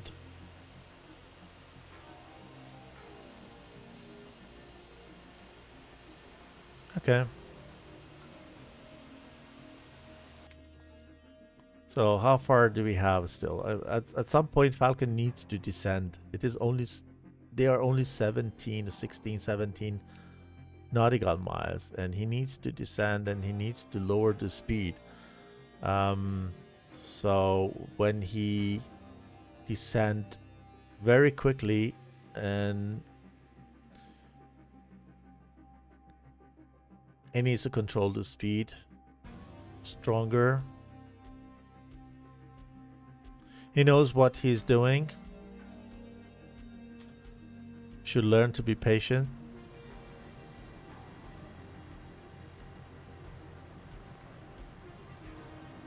Rolo says the second round was complicated. Yeah, really, it is dizzy. It is not easy. I was telling the audience that this is not easy. These kind of tactical flying is not easy, and it is even more difficult when the weather is not with you. And that rain and that soup down there, yeah, don't able to see the terrain. You're very much cautious. You're trying to keep the separation a little bit longer and everything to be on the safe side. You don't want to hit any of those mountains, and this way you're for sure not that aggressive as you can. And this way it may take a little bit longer to just find yourself through the situational awareness.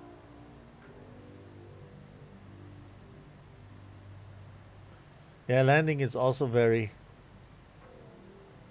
unpleasant when you don't see the runway. Here Falcon finds a very cool spot to just fly between those clouds. I'm not sure in what direction the rain is going.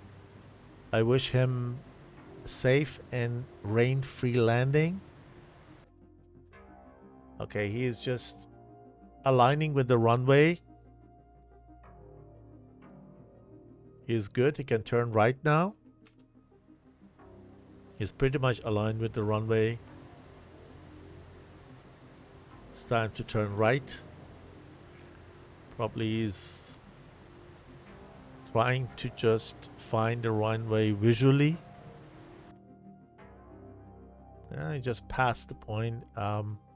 It's also difficult without CDI. You need to know where you are.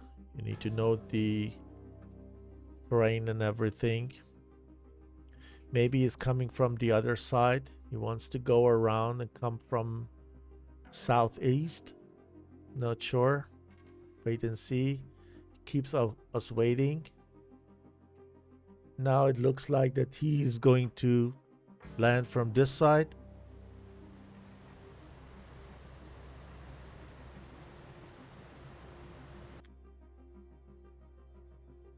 We'll see. He's 7.3 thousand feet high and descending. Yeah, now it gets ugly. Now he knows that he is not aligned with the runway. He needs to correct. And the other thing that we need to consider, there are 3 runways here. You need to find the right one to land. And you need to know exactly in what aspect your runway is to the other one. So he has a very, very hard turn. Gears are out. I would go around. It could work, but we have also side wind, so it is very tricky. Wow. Wow, wow, wow. Just make to slow down. Don't drift, don't drift. Side wind, high speed. Don't drift. Don't go out of the runway. Come on. Come on, you make it. Oh. Is it valid? I don't know. I have no idea. I'm not an expert. I don't know what the rules say. Airbus is gonna inspect the TAC views and also probably the stream to decide.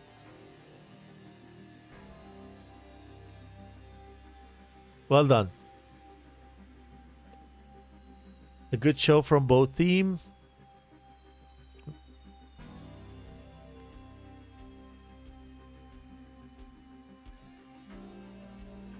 Let's continue with the TAC view.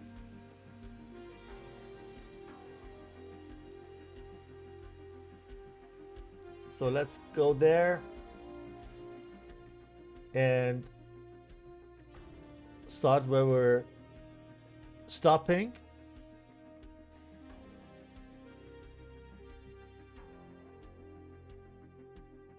So we saw here we lost Kula on one side, and then here Lucky was alone against 3 blue aircrafts. Get into the fight here with Viper. Viper misses. They go into the Caesars. And here with the next shot, Lucky is on a safe and the lucky side, but he is unlucky to hit the ground, and we have the 2 airframes here remaining, plus the F-15 that we don't see on the map anymore because it was damaged but made to get back home.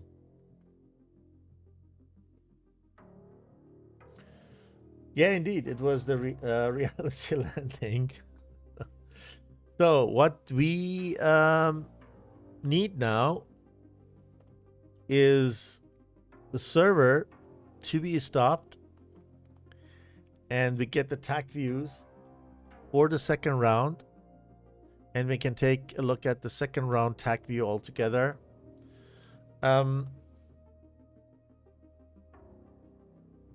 If you're interested, don't go anywhere, stay with us. We're going to go through the TAC view of the second round.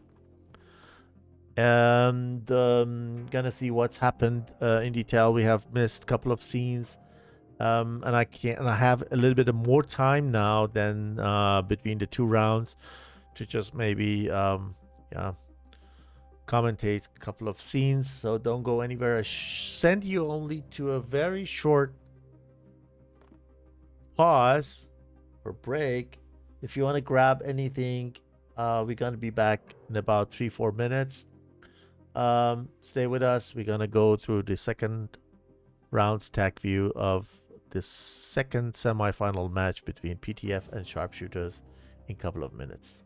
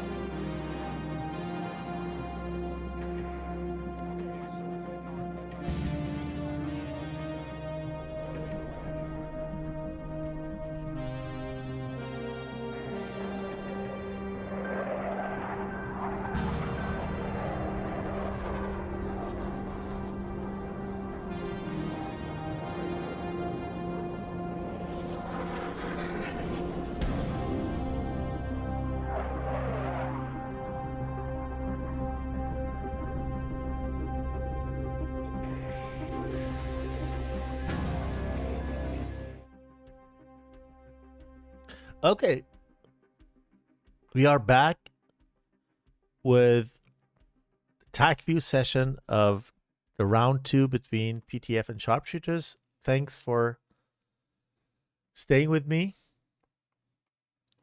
I see the overlay is here a little bit.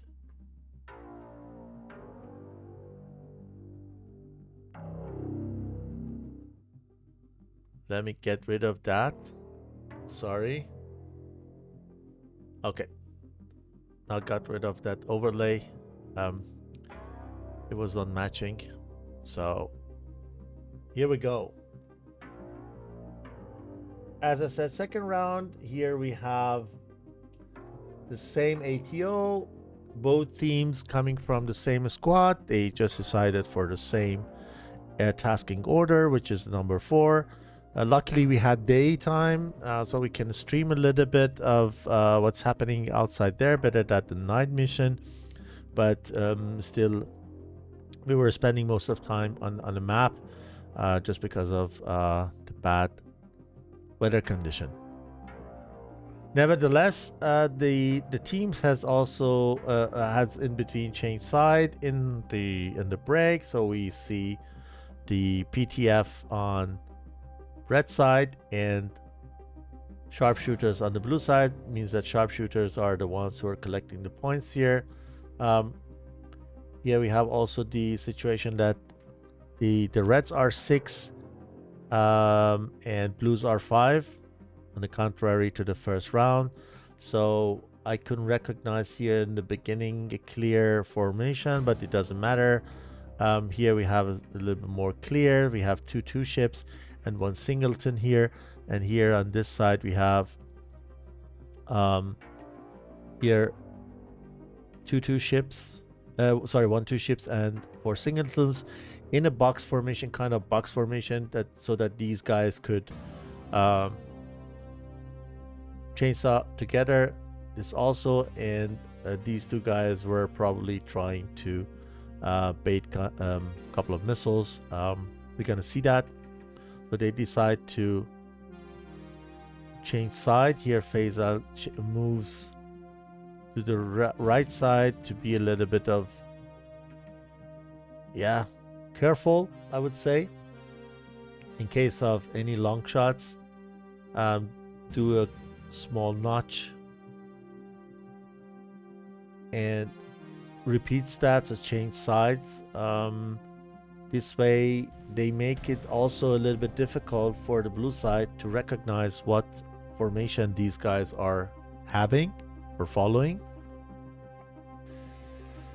And Falcon here at the tip of the spear tries to bait some missiles. No missile exchange happening at this moment, so the teams are still examining each other, especially the blue side, which are 1 less, but they decide to just go for long shots at the same time. So it was planned. You see 3 of them give shot at the same time. A bad thing is they all shot from the same distance and from same aspect at same 2 targets. So here, from my perspective, 2 missiles too much. They could do the same with only 2 missiles. The others are also not tracking because they're also both fired on Arya, which dodges them very well. This exchange between Falcon and Guri is also not a very big danger for both of them because they're already cold while the missile goes active.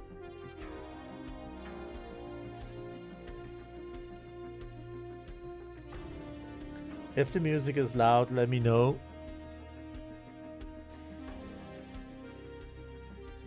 So here we see again, blue was very, very large with spending missiles and not saving at all.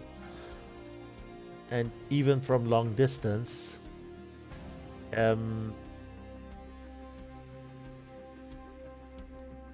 Given that, or knowing that they are 1 pilot less or 1 aircraft less than the red side, I would rather be a little bit stingy with the missiles and try to save them. They don't need to fire those missiles just to keep the red side away from them, because red side is away or far enough. Look at Arya Man here.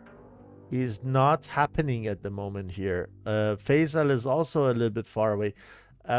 So these guys don't need to fire so many missiles when they're not pushing that hard. My opinion, my humble opinion.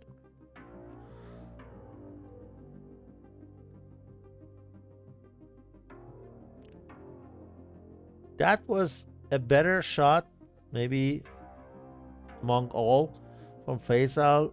A little bit longer distance, but it helps Rodo to ingress, because with that shot, Faisal keeps both of these guys away. What I wanted to see here maybe is that Rodo continue to ingress. Even though this Amram is coming, it would be no harm to him. with the left and right, and then ingress and make it difficult for these guys to rejoin and regroup. Blue is doing a good job.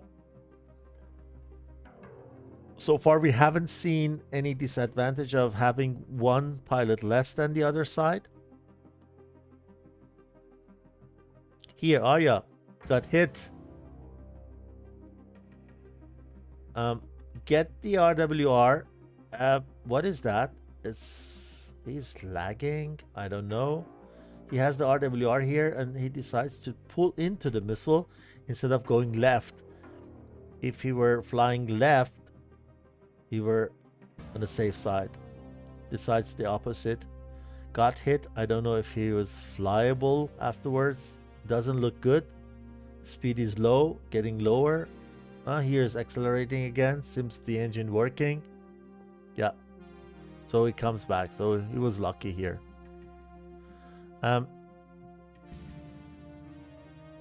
When you have an incident like that, you're busy fixing your things and gathering your mind, so you just go like this in the direction that you shouldn't, without having a lock on your opponent. While 3 people are coming to you, you get the RWR warning. You're not fast enough, and when you're not fast enough, you cannot pull those missiles into the ground and you get hit. 4. We should have lost also one other person here. Was it Kula? Can't be. Falcon also can't be because he survived at the end. Yeah, he did this perfect notch. Look at that. Or I don't know, evasive. What kind of evasive maneuver was that? Was a vertical notch, whatever, I don't know. But he is successful, and here we saw Aryaman lost the fight against one of those 2 AMRAAMs, and then out of that we have this 5v4 situation. Lucky and Kula are on Cadet Aryaman, and they don't see probably Viper coming. Viper also misses them. Probably get the RWR warning and turn back to them. Here we had, I think, a fire on friendly, which, yeah, luckily went into the ground. Lucky is very lucky here. Here gets, then this is a kind of chaos here. Then you don't know who is who. The weather is bad. You're flying in a soup. You need to be very careful with the IFF, not to fire on friendly. Kula is doing very good job here, taking down one of those opponents, and then pull also that missile from Viper into the ground. Incredible. Viper is very close to him, and then does the job. And the rest, I think we can remember. We had this situation here, where here Gori, I think, right, tries to just keep Falcon away with that missile, just for the other guys to do the job and kill Lucky, but he goes too far away from Lucky, not knowing that he has still an M9 in his armament portfolio. He fires that M9, take advantage of it, and take down Gori. But still here we have 3 versus 1 situation, and look how Falcon makes this his round. It makes this round to his. Look at that. The first fire, take down one of those guys. He is in F-18. Viper in F-16. He doesn't need to save fuel because he doesn't need to RTB. Burns, lose sights in that soup. Falcon take advantage of that terrain, turns back to him, maintain a very, very quick lock, and kills the second. While Felsal is not flyable anymore, probably due to lack of fuel, and go and emergency land somewhere. And here Falcon knows that the combat zone is owned. Dropped the rest of 2 Sidewinder he still had, and easily go home. And we saw the landing, waiting for the Airbus to just spread the points. At the end, we know which one is gonna be the winner of the match today. So it is still a surprise. Nothing is decided yet. We need to wait for the Airbus to find out who is gonna be the winner. The winner of today's match is going to face 343 KU from Japan in the final of the second edition of ACES Tournament 2022. Thank you for watching, guys. I hope you liked it. I hope you enjoyed it, and hopefully we're gonna see you in the same context next year, 2020. This year we have already 2023. I'm still living in 2022. Time flies.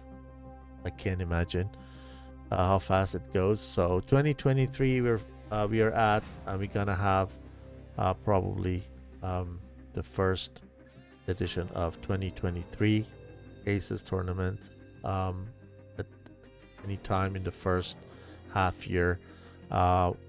You will probably get announced via ED forum and also Discord.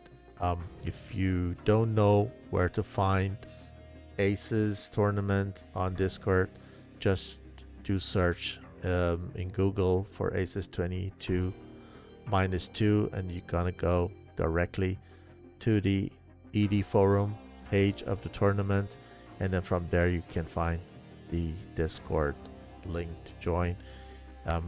Once we announce anything, we're gonna post it both in Discord and into forum. Thanks to PTF. It's probably my last stream of this tournament this time. Unfortunately, I'm not able to stream the final. We do our best to find a colleague who is taking that over. But I wanted to say thank you to PTF as the organizer of the tournament. Even though me and my team were not good enough to get over the group phases, we enjoyed it a lot. It was also a new experience to me. It was my first time being in ACES tournament. I have been flying as mercenary in the past, but not the whole tournament through till the, for sure, knockout phase. Thanks again. It is not easy to administrate and organize things like that. So my kudos to them, and thank you guys for being so loyal and with us, supporting us. For my personal interest, don't forget to follow or subscribe, so you get notified once we're gonna live. We just go live also with other PvE missions, maybe other tournaments, or just fun flying around if you're interested. We fly a lot of chopper and Apache and everything, and air to ground missions, which we stream. If you want to watch that, get notified, don't forget to subscribe or follow. Thank you again. Have a good time. I leave you with a little bit of video from the legendary Alpha Whiskey, who unfortunately didn't make to join us tonight because he had other responsibilities. So we need to just say also thank you to him, just because he was so kind and provided us with the video that you're seeing and co-commentating with me. So thanks again. Have fun, guys. Enjoy the video. Thank you for watching. Until next time. Bye-bye.